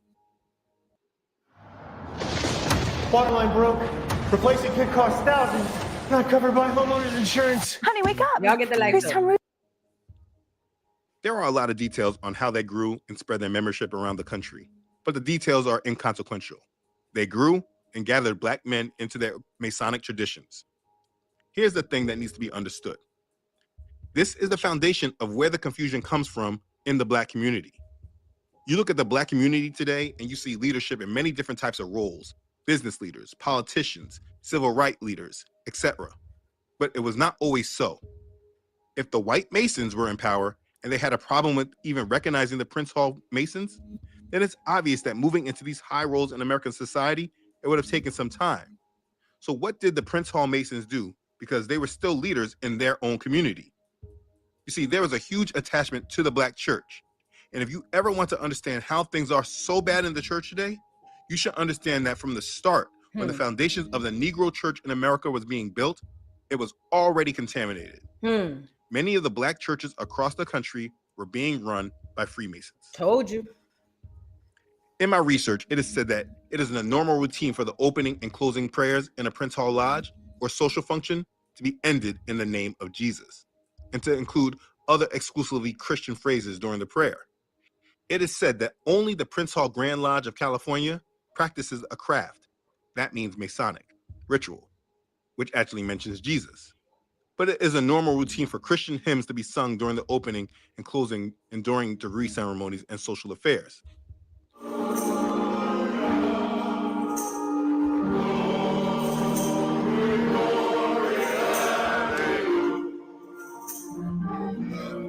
It would not be unusual to hear or read of a Prince Hall Grand Master referring to the Prince Hall Masonic Order as a Christian organization.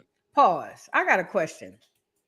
If we didn't get introduced to Jesus until Christopher Columbus came over with his boys from Europe, how is Black Freemasonry so engulfed in Jesus? This is a real question because legend has it, history says that before Queen Elizabeth I, and who was her king? Ferdinand, if I can recall. Don't quote me. We didn't know Jesus nowhere on earth until them colonizers came over from, I'm talking about not just in America, Africa, Asia, everywhere. It wasn't until they came and gave us Jesus, right? So if that's the case, how in the world did Black Freemasons get so engulfed in Jesus? And is that purposely done? Because remember, most of your pastors are Masons. Are they in on the hijack?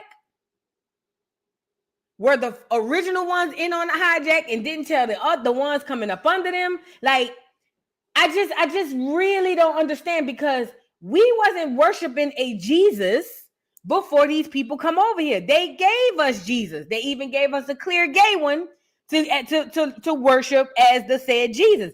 They gave us Jesus. The ships were called Jesus. Fact.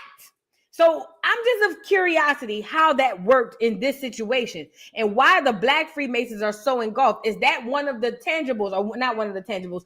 Is that one of the requirements? Hey, we're gonna let y'all be Freemasons, but y'all gotta push Jesus. Y'all gotta be Jesus, Jesus, Jesus. Get these people, you know what I'm saying, in this Jesus shit. Okay, we're gonna get y'all to open some churches. Because I'm just guesstimating. We're gonna get y'all to open some churches. Get y'all to get these folks on board. Jesus, Jesus, we need you to push Jesus. Was that a part of the handshake deal? Just a question. I'm not making accusations, just a question. Or members of the fraternity to say that only a good Christian can make a good Mason. See what I mean? Prince Hall Masons carry on in their religious manner, while at the same time they claim to adhere to Mackey's 25 landmarks and to the ancient charges of Anderson's constitutions. The 19th and 21st of Mackey's landmarks and the first of Anderson's charges concerning God and religion clearly speak of Freemasonry being a fraternity that is adaptable to man, regardless of his personal religion. And no Prince Hall Grand Lodge claims in its constitution to be exclusively a Christian Grand Lodge. I mean, there are some non-Christian members. Hands. Real question. Is Tariq Nasheed a Freemason? Has anybody ever heard of anything like that? Just out of curiosity, because I be seeing a lot of them hands. Kiana Vostone says, but voodoo, weren't they practicing Christianity in Ethiopia too, supposedly before Europeans? Now I did. Now I'm not privy to that. I'm not privy to that. I think it's possible. It's possible. I'm not gonna say no. I'm not gonna say yeah. I can't tell you, but I think I've heard something of the sort. So yeah. But what level of Christianity were they practicing, and was it the same as what we got? You see what I'm saying? So yeah, possibly. Y'all saying yes? Is Tariq a Freemason? I tell you what. If Tariq Nasheed is a Freemason, which I already kind of know the answers to that, but it'll tell me everything I need to know. You know? If he is, I don't know to be true, then that tells me everything I need to know. Why he has the influence, why he has the audience, how he came about. Remember, he came out pimping and macking, and then how he did the whole 180 to this, and well, first Pan-Africanism, then to this, and mainly Muslims. Look at your boy. Some of you are Masons, Shriners, studying the secret wisdom of God in your lodges. But your lodge is a little different from the white folks' lodge. And they are accommodated at least to the extent of being able to use their own book of faith at the altar. It's ironic because in his book, The Secrets of Freemasonry, Elijah Muhammad writes, a Mason cannot be a good Mason unless he knows the Holy Quran and follows its teachings. This book is the only book that will make a true Mason. The influence is everywhere. The point I'm making is that Masons have completely infiltrated the Black church. This is not giving credibility to other churches in America because they have been infiltrated as well. They led by Masons too, just the clear ones. Hold on. So it went from a Mason is not a Mason unless he follows Jesus to a Mason is not a Mason unless he follows the Quran. Which one is it? Which one is it? This is a real question. Which one is it? Because them clears being led by Masons too. It's just the clear ones. I believe Masonry, Freemasonry, black or white, was used to push and endorse religion. That's where I'm going with it.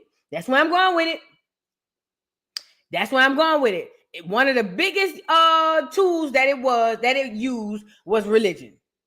Yes, Zoe. And religion is the great divider. Absolutely. All this religion coming out of these Freemasons. And I believe this is even easier to tell. But this is something specific to the Black church, and it must be known because the Black church has always been the staple of the community. And there are things that our parents and our grandparents and great-grandparents just did not know because it was being hidden from them. Now, truth is, if they had actually have followed the word and aligned it with what they were seeing from the pulpits and organizations, perhaps things wouldn't have gotten so crazy today. But unfortunately, this was not the case. There were many Masons in the church, and they had no problem speaking on Jesus, calling on his name, singing hymns, giving tithes, etc., which is pretty much the fruit that the Black churches look for when identifying a brother or sister in the faith. So on behalf of myself and the St. Paul Church family, we would like to say thank you.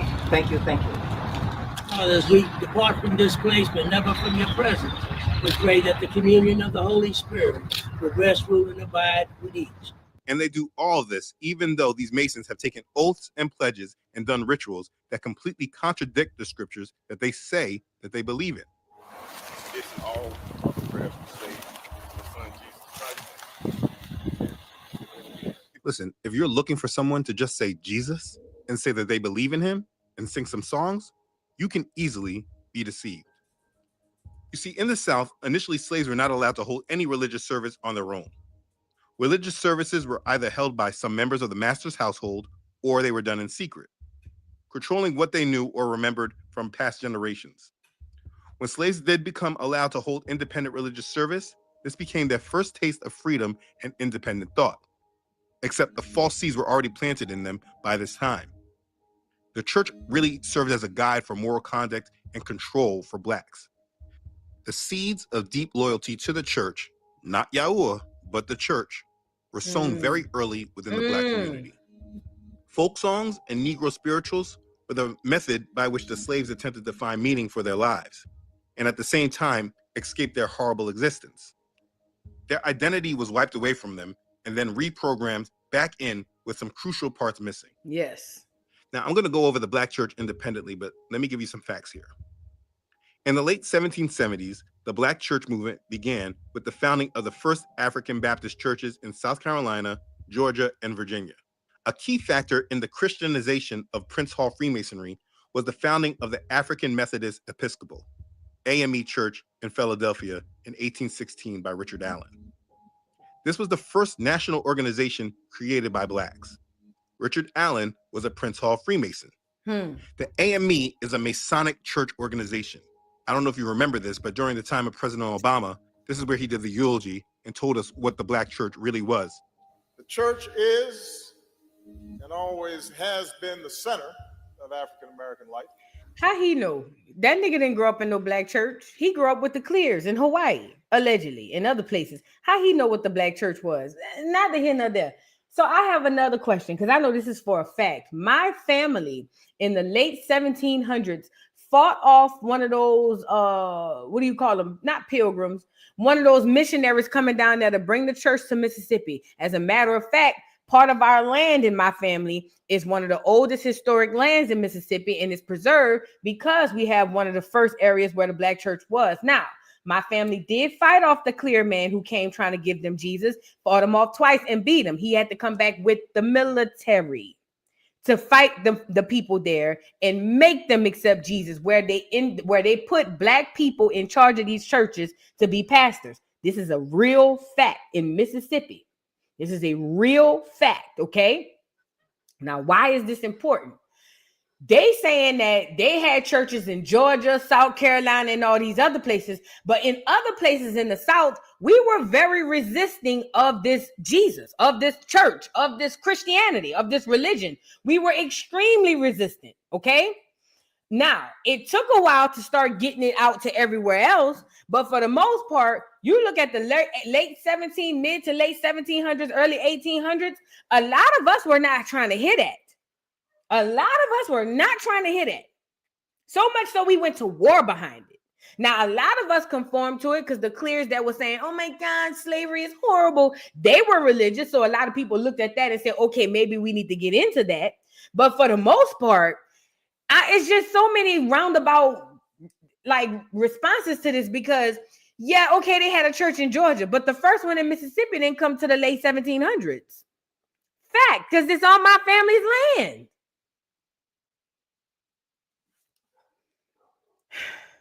I don't know.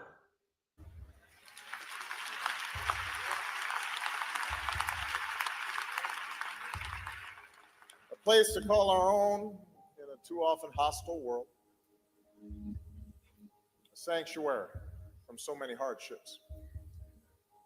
They have been and continue to be community centers where we organize for jobs and justice.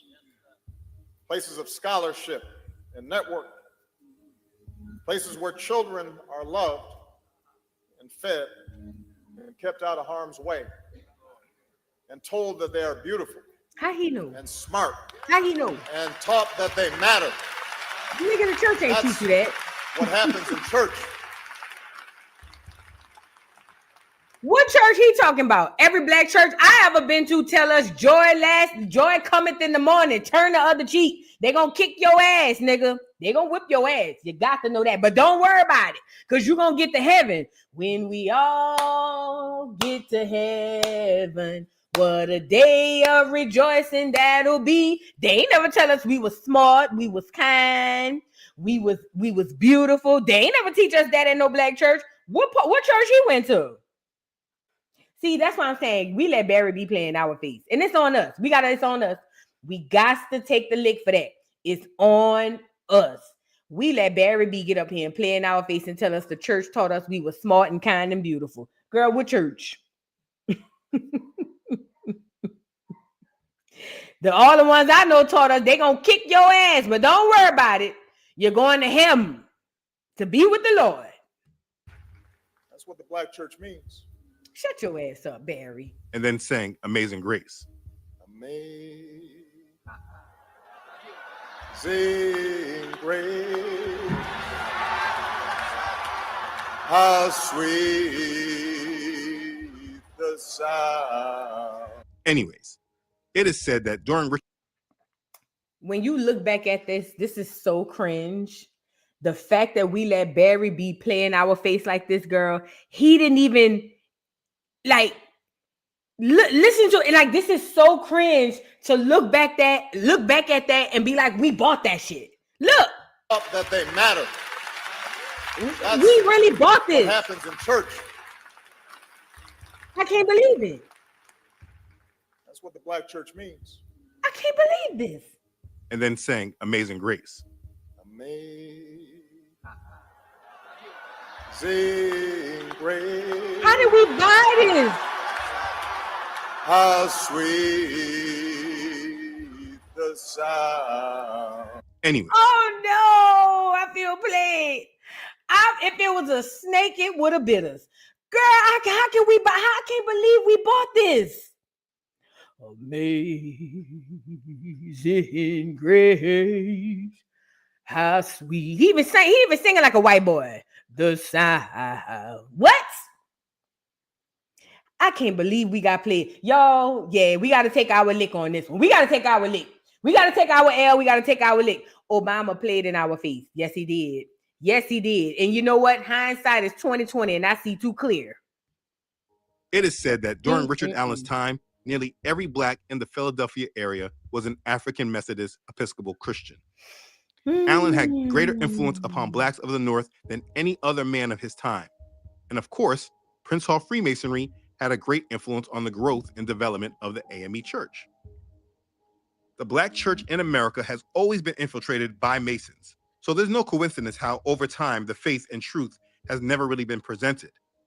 The leaders in the black communities have always been religious figures. And from the time of slavery until integration, all the black community had to lean on was the church and the lodge, and these bodies often met in the same facility. This is the real truth about the Black American experience. This is why we have seen so many of our leaders come out from the church. The Reverend Al Sharpton, Reverend Jesse Jackson, Oh Lord, Reverend these two. Martin Luther King Sr., Father of the civil rights leader, Jr., all Prince Hall Freemasons. Now, I've done a lot of digging to confirm Michael King, I do use his real name, if he was a Freemason. I was not able to confirm, but that is not an endorsement, just a part of him not confirmed or not known. But it doesn't matter because he had a handler, and that was his father. And his father was absolutely a Prince Hall Mason. Facts. And he spoke at many Freemason lodges. I'll bring him up later as well, though. Either way, the point I'm making about the church is that it has been infiltrated, and they have used the church to push agendas that are contrary to scripture. When understanding the infiltration, it's no coincidence how we have gotten to the point that we are in today, with the church ready to accept the one world religion. They have slowly mixed their Masonic teachings in with the church and have diluted Yah's word so that the faith today is unrecognizable to the masses. Now, don't get me wrong, the blame is not completely on the Masons, but you can definitely see how their influence has manifested and brought confusion and rebellion towards the Most High. One of the unique facets of the Joshua Fund, God has shown favor to the Joshua Fund for Joel and Lynn Rosenberg. Girl, let me tell y'all something. Boy, knowledge is power, huh? No other branch of Freemasonry in the world so closely interwoven with the history of one race and one country as the Prince Hall Masonic Order. We all know that on July 4th, 1776, the leaders of this country issued a Declaration of Independence stating, 1, that all men are created equal and are endowed by the Creator with natural and inalienable rights, which no man or government can bestow or take away. 2, that to secure these rights, men create civil communities and civil authorities who derive their just power from the consent of the governed. 3rd, that members of the community are colleagues and not subjects, and that legitimate government consists in the communion of equal laws applied equally. The sad part is that Black slaves, to their detriment, actually felt that this declaration also applied to them. And so because of this belief, they rushed into action and began to organize the first phase of the Black struggle to freedom. For many that really do not understand the full extent of the influence of the Prince Halls, it would probably surprise most that the Black heroes that we hear of, many of them were Prince Hall Masons. Like Philadelphia Freemason Benjamin Banneker, an accomplished mathematician and scientist who invented the clock, or W.E.B. Du Bois, another notable Freemason who was one of the founders of the NAACP, or Booker T. Washington, Booker T., another notable Freemason who was an American educator, author, orator, and advisor to multiple presidents of the United States. Freddie Douglass. He was a dominant leader in the African-American community and of the contemporary Black elite. Even Marcus Garvey, the man they want to claim as a liberator. All Freemasons. These men, and many more, were Masons. When researching this, it seems that if they had prominence in the 19th and 20th century, they held some type of tie with Freemasonry. And these men, and many more after them, because of their integration with the Masonic system, they wanted to be looked at as fair and equal. Imagine, they were sharing the secrets of the same group of men that once enslaved them. They became empowered and wanted rights and freedoms, and their push for integration swept across the Black community. The way we're told that civil rights was wanted is because we wanted to eat at their restaurants. But that's just dumb. These are Masons creating their own narrative. So in order for them to be equal in their lodges, they had to do the bidding and bring the Negro into society and equality with America. Don't let that part go over your head. Did you hear what he just said? In order for them to be equal in their society, they had to bring the Negro into whatever light it was. Let me let him say it again for the organization. Basically, they were working for the clear. Hold on. These are Masons creating their own narrative. So in order for them to be equal in their lodges, they had to do the bidding and bring the Negro into society and equality with America. Bring the Negro into society and equality for America. That makes sense why they're in religion. That makes sense why they're in entertainment. That makes sense why they're in politics. You get it? Again, this is not all Freemasons because all of them ain't privy to all of this information. Maybe they are. I don't know. But I'm talking about the core Freemasons. Sorry. From the beginning of this organization and why and how. Mind you, they trying to be, according to history, buddy, rub shoulders with the clears. And their job is to misguide the Negro. This is your talented 10th, to get you in line with what the clears need you to be. So if you want to know how we went from having and owning everything to this, Freemasons. Mike allegedly wasn't no Freemason, but his daddy was and his granddaddy was. Mike led us into the burning bush. His words, not mine. Economically, we were independent until Mike came and joined hands, got his ass kicked by dogs and clears, and told us to sing "We Shall Overcome" and turn the other cheek. Prior to that, listen, hear me out. Prior to Mike coming along, doing what his daddy told him to do, because we've seen it in other documentaries I've shared. They say his daddy didn't play, and he was terrified of his daddy. Okay? Mike comes along with this civil rights organization bullcrap, take away our economic independence, get us saying that we want to eat at these folks' counters and all of that, with the help of John Lewis and all these other folks, get us all where we are now to where we are literally economic slaves. That was his part. Religion does its part and is self-explanatory. Religion is self-explanatory. Politics, kind of self-explanatory. They ushered us into all these burning bushes. Crazy work. That's another subject, though. What I want you to know is that there will be no civil rights movement without Prince Hall Freemasonry. Facts. This is what you need to Because understand. all of them was Mason. And maybe your first instinct wants to be like, yeah, well, at least they did something good for us. Listen, as a believer in putting the Most High Yahuwah and your faith in him in priority over your racial struggles, if you look now how they have used civil rights against us, tying us to things that are an abomination to the Most High, along with our civil rights, LGBTQ rights, Black Lives Matter, while also using it to push tolerance for a blending of all world religions, most, I'm sure, would love to go back in time and tell them, don't do it. Well, that's how I feel. Anyways, these people sold us out. As I said earlier, our heroes of the past were Masons and had other purposes that were never revealed in the open. And this is what a Mason is. Their duty is to spread the light. So let's keep discussing them. The slavery to freedom age from 1800 to 1876 was crucial to the journey of Black America. And again, Prince Hall Freemasonry and Prince Hall Freemasons served at the core of the struggle. The founding of many universities and mutual aid societies for Blacks, financial institutions, the gaining of political power, the Underground Railroad, the Civil War, the Emancipation Proclamation, all were directly influenced by Freemasons. Moving up in time, a subject that people love to discuss is Black Wall Street. Now, don't get me wrong. What happened to them was a tragedy. But you should know that Prince Hall Freemasonry was very strong there in Oklahoma. You cannot leave this out of the conversation when speaking of the Black experience in America. In his book, A History of Freemasonry Among Negroes in America, Harry E. Davis records that Black Freemasonry during the slavery to freedom age took a very high interest in three institutions: the church, slavery, and education. Don't let that go over your head. Took high interest in three things: church, education, and slavery. Church, education, and slavery.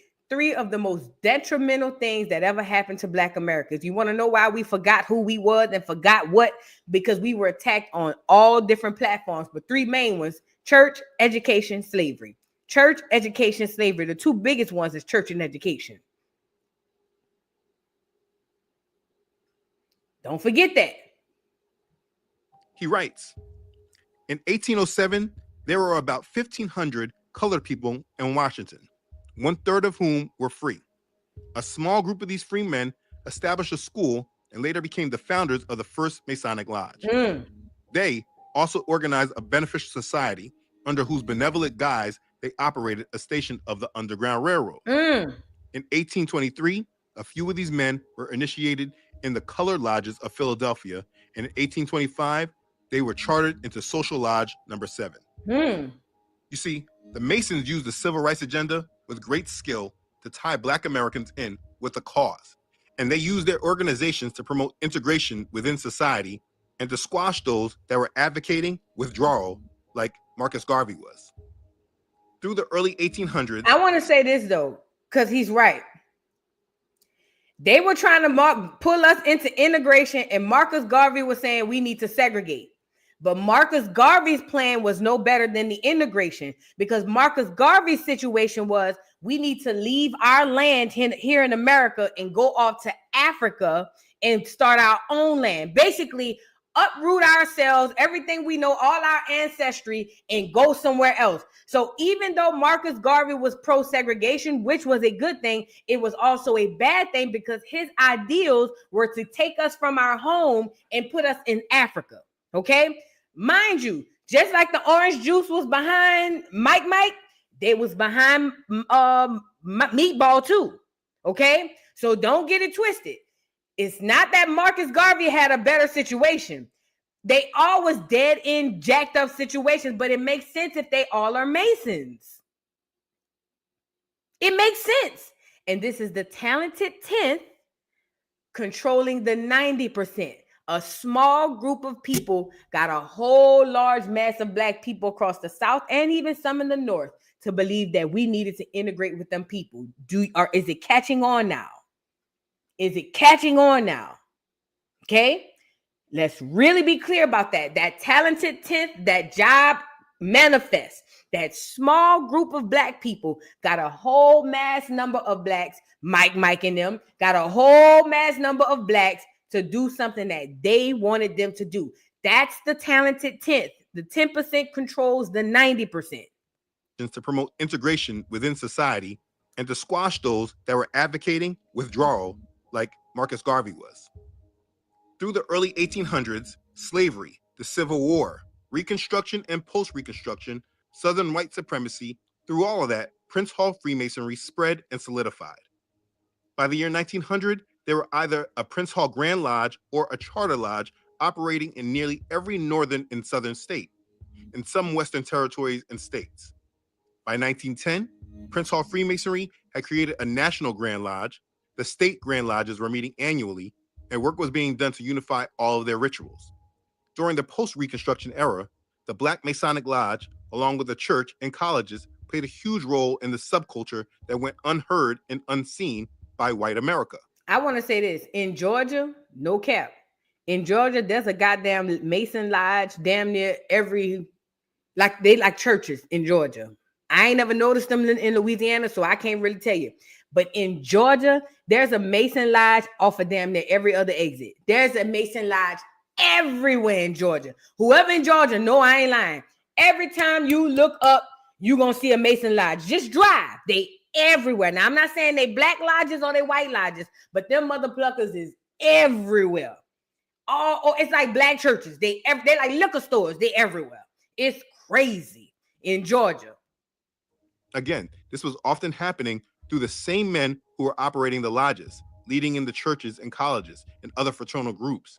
You might see events happening in real time in your city or your town, but you don't know that there's a subtext. There's something going on beneath all this in their lodges, and it's all based off a narrative and a plan that they're orchestrating and controlling.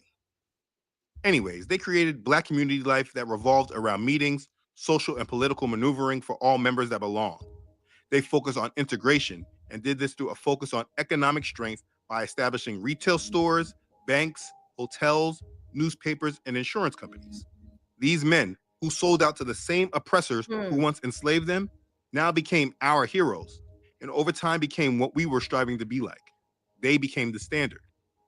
Some of the main fraternal groups that were established, either before the Civil War or during and after Reconstruction, were the Oddfellows, Galilean Fishermen, Nazarites, Colored Knights of Pythias, Knights and Daughters of Tabor, Grand United Order of True Reformers, the Independent Order of Good Samaritans, the Improved Benevolent and Protective Order of the Elks, the Royal Arch, and the Order of the Eastern Star.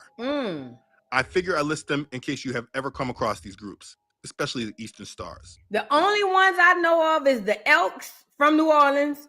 I've heard of the Elks, and I heard of obviously the Order of the Eastern Stars. But I didn't know the Freemasons had their own like D9 fraternal sorority / organizations. Now this is big. I'm learning something new. I didn't know this.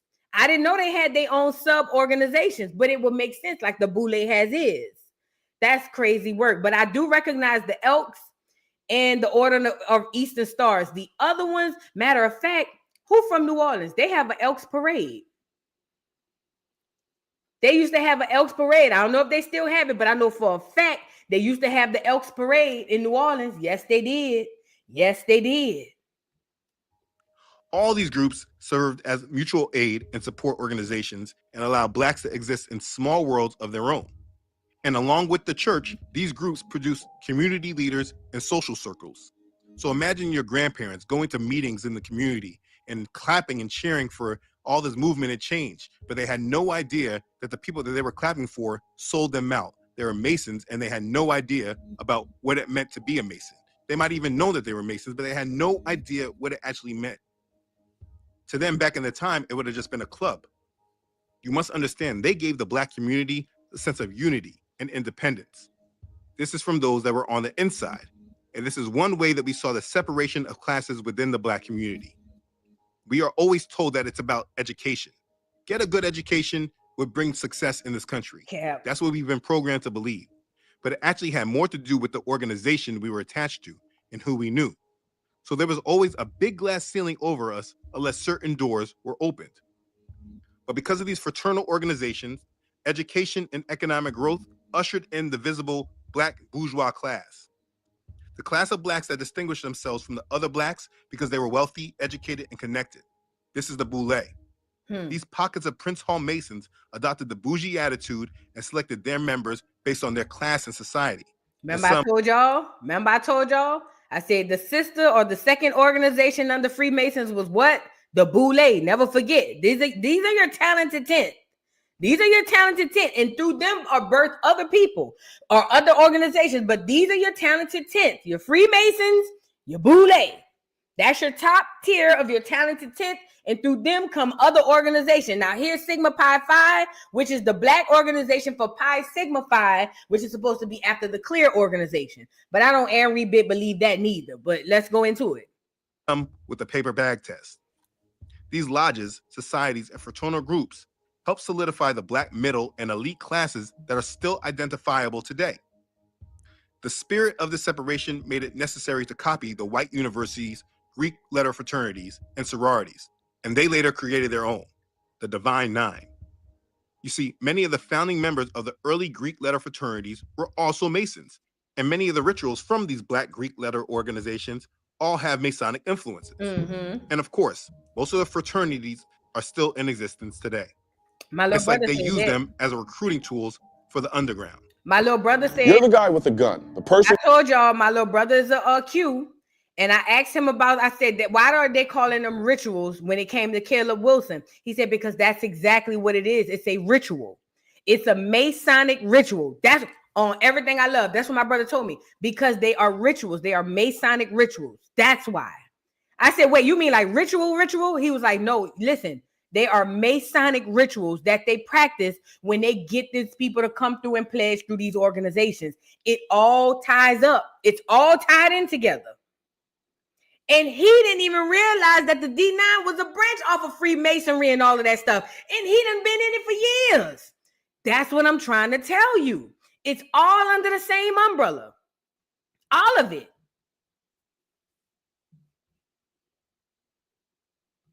They were in everything. If you allow them to tell you, it's because of them why we have the freedoms and the acceptance in our society today. And it's probably true. Our way of life would not be what it was today without Prince Hall Freemasonry. And maybe we have people so tied to the system that they want to thank them. And again, this is how people are recruited. But if you actually look up at what is happening to our world and our families and our community and how far we as a people have moved away from the Most High, you can definitely see a great influence that needs to be highlighted and then avoided and marked. We should not want to assimilate with them at all, but pray for them and remove ourselves from their influences and no longer accept their mindsets and their ways. When I look at the world through open eyes, not programmed by the matrix to see what they want me to see, I see men and women who sold out their God for acceptance in a demonic system that has an ultimate goal of enslavement. They sold out their people for the opportunities of personal achievement and advancement. You must understand Freemasonry to understand just how sinister this all is. But in the end, even if you don't fully understand Freemasonry, you should understand that the world is not as gray as many would like to think. Things are very much black and white. Most of what we know today has been influenced by secret societies that have been moving the world in a direction actually fulfilling Bible prophecy. This is why the Bible tells us, do not love the world or the things in the world. If anyone loves the world, the love of the Father is not in him. For all that is in the world, the lust of the flesh, the lust of the eyes, and the pride of life, is not of the Father, but is of the world. And the world is passing away, and the lust of it. But he who does the will of Elohim abides forever. 1 John chapter 2, verses 15 through 17. Or also, do not be conformed to this world, but be transformed by the renewing of your mind, that you may prove what is that good and acceptable and perfect will of Elohim. I want to show y'all one more thing. So remember, we've seen how they control us through education, religion, history. Now they are also in control of the propaganda. So much so we get the windmilling on each other behind anything. People to this day are not freaking out. Oh my God, voodoo! Trump's trying to take Black history out of the schools. And what did I say? Good. Get it up out of there because it's all a bunch of lies. Black people windmilling with their head down for this Black history because they have been indoctrinated by other Black people to believe that this is really your history and this is really the truth. I say get rid of it, but it's all a part of propaganda. Propaganda is another way they have us all discombobulated and confused, and they use entertainers through entertainment to keep us like that. Watch this. At Howard University Middle School, and why are so many teachers quitting or getting fired in the middle of the school year? The school administration does not want the social studies teachers to teach African American history. We are on the campus of HBCU. We need to know our culture. The school is 90% African American. So far, we've not reached any of the teachers, nor has the principal responded to our messages. And they were all escorted out by police officers because they were trying to teach us things about our African heritage and stuff like that. Entertainment is white. You ain't even African, but you don't know that. You indoctrinated. And this is no shade to them, because I too was one of them people. You ain't even no African, but you don't even know that. You don't even realize that you losing your job and your careers fight for something that really ain't true no goddamn way. Crazy work. These are your HBCUs. Shout out to the HBCUs. My daughter attends one. But I'm just saying, this is all controlled by these Freemasons, the Black ones. Look. Whitewashed and by it. So what is it that stops so many white people from wanting to change their hearts in regards to race and wanting to see the reality and come out of denial? What is it that keeps us stuck? The white Masons. Right there in that comfortable position of untruth. The white Masons. Well, I think part of it is fear. Another part of it is greed.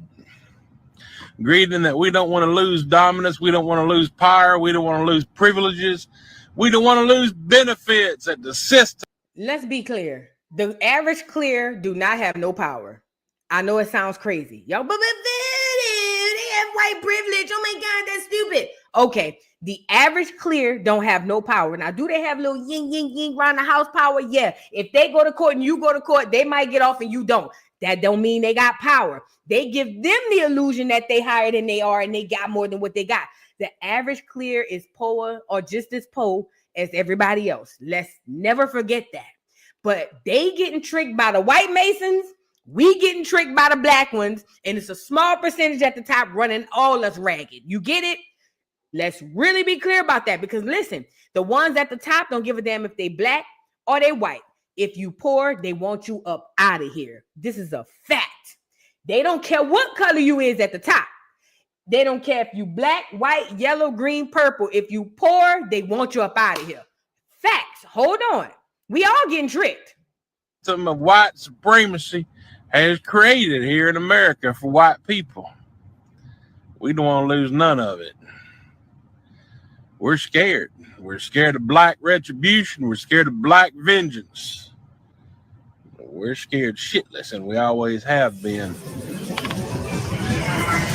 all of y'all don't need to jump on him. All of y'all don't need to jump on him. And I'll take that many people. No, fuck that. I am not going to be quiet.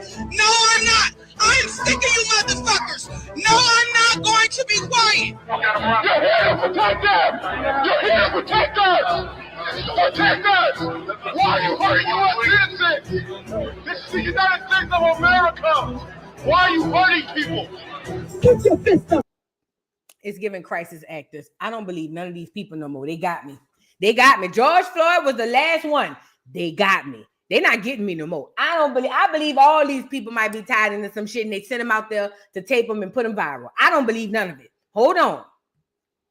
If they don't get tired of beating us and killing us, you can't get tired of putting your fist. I am sick and tired of being broken, shedding tears. A mother has lost one of her child. Because he's a nigger. He's a filthy fucking nigger. No, I didn't. I called him a nigger for acting like a fucking nigger. You're nothing but a nigger. You call me the N-word? Yes, you're a nigger. You call me the N-word? Nigger. Okay. Relax. You gotta open up your goddamn eyes and learn how to drive, you fucking Muslim. Fucking say Really? something I said that. Got me on video game, but I'm still flipping the fuck out. You called me a nigger. Go ahead. I called you a nigger. You're a nigger. Nasty fucking nigger. Okay. I want to talk about the word nigger. This really isn't funny. It's our country and our sovereignty. This has nothing to do with you now. It has something to do with losing our country. We all getting played. We all getting played on both sides. We all getting played. They keep us emotional, keep us reactive, keep us docile, and they keep because we all getting played on both sides. That's the craziest part. But don't nobody want to hear that. We ain't ready for that message though. Hold on, I want to show y'all this little piece right here. Minds of black children, because Propaganda. when you get them young, they will do all the self-destruction on their own. You don't have to control them when they get older. They will self-destruct and bring everything down themselves. Basketball wives. We do anything to control your lives. Serve you up a platter of ratchet girlfriends and ratchet jump off just to keep you laughing. All the while you don't notice that your daughter's dreams of ever being somebody's wife is cast off. Slave trade. But who can blame her? When we have manipulated the meaning of media so much, she actually thinks there's more glory in becoming somebody's main chick just as long as it's a powerful man that claims it. We will destroy her for our ratings. But it's not our fault. You niggas won't change the station.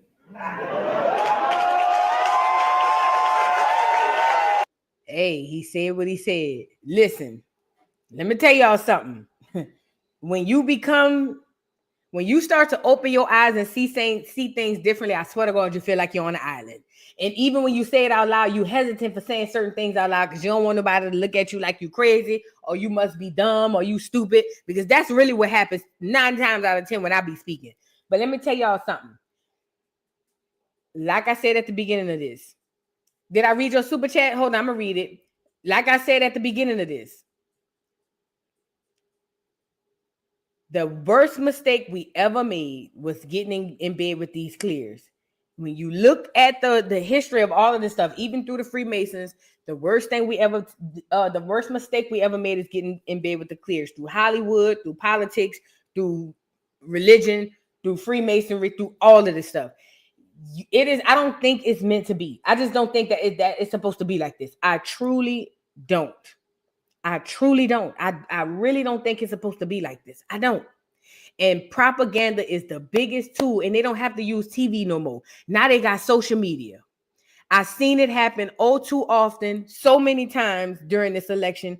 Oh, it was the most gruesome time of my life. Just watching my people go back and forth, left versus right versus left. Right think the left crazy, left think the right crazy. And I'm watching my people and I'm saying they don't even realize it, that they're getting played. But just go with the move. Say your piece about how you feel about certain things and move on. We being played. And it's not just by the clears. It's by some of us too. It really is by some of us too. Let me read some of these super chats. Baby, thank you for the super chat. Islam has always been aggressive and rigid in its conditioning. You can almost get Muslims to do anything in the name of Allah. So allegedly, story tells that they had the black man who went on a killing spree for Master Farad Muhammad. Allegedly.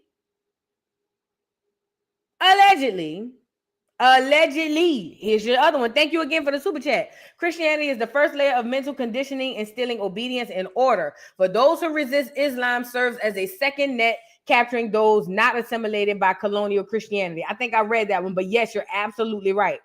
You're absolutely right. Hold on. Why do black pastors plaster their Masonic info all over their cars, but clears are invisible, asking for my ancestors? I think I read that one. Yeah, I already told you about that, child.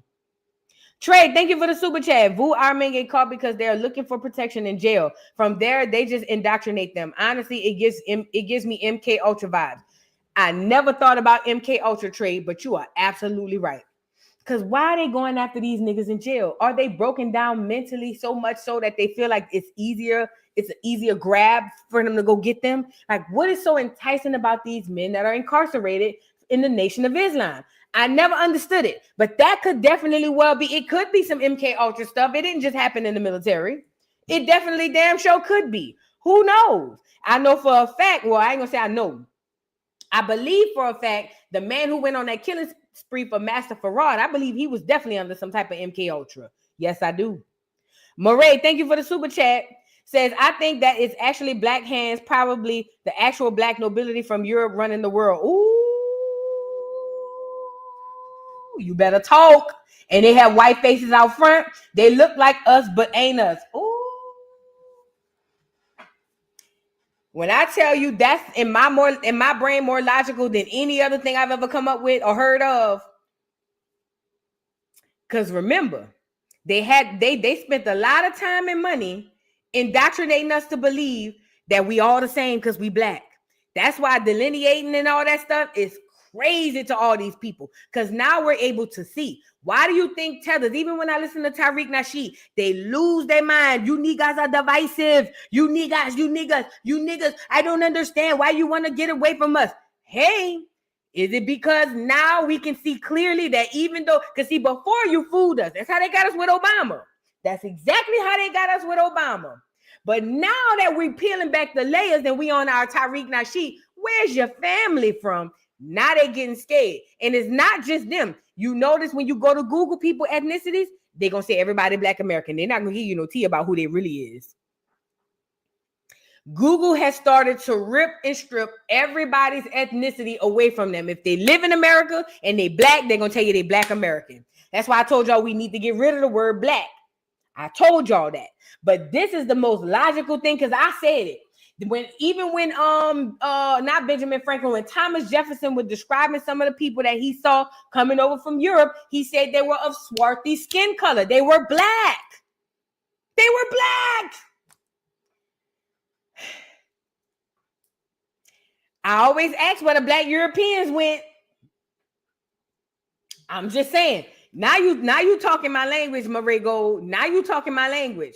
Baby, thank you for the super chat. My family's from NOLA in Poplarville, Mississippi, the country. We called God the Most High, prayed, meditated, walked barefoot, and carried grist bags, and didn't follow Jesus. Today we're called witches. Ooh, they sure did. And they used to do that a lot to call them witches to discount them. Oh, they do that hoodoo, which is not a bad thing if you're doing it for spiritual practices. Or they pray to the ancestors. Them is witches. Leave them alone. That's what they do. That's what they do. But whatever, I'm telling you, anything that they praise, you need to question, and anything they tell you to run away from, you need to look into. So that's a fact. Thank you, baby. And Felicia Renee, thank you for the super chat. Thanks, sis. So glad I found the dollhouse and my Acorn fam. Number 2 out of 3. Yes, thank you. 2/3. Yes, 2/3. Absolutely. Let me tell you something. It wouldn't surprise me, because if we go back to history and see what the people looked like during Queen Elizabeth's tenure in Europe, them people was black. Yes, they was. The Europeans were black. Okay? Mind you, the clears came out of the way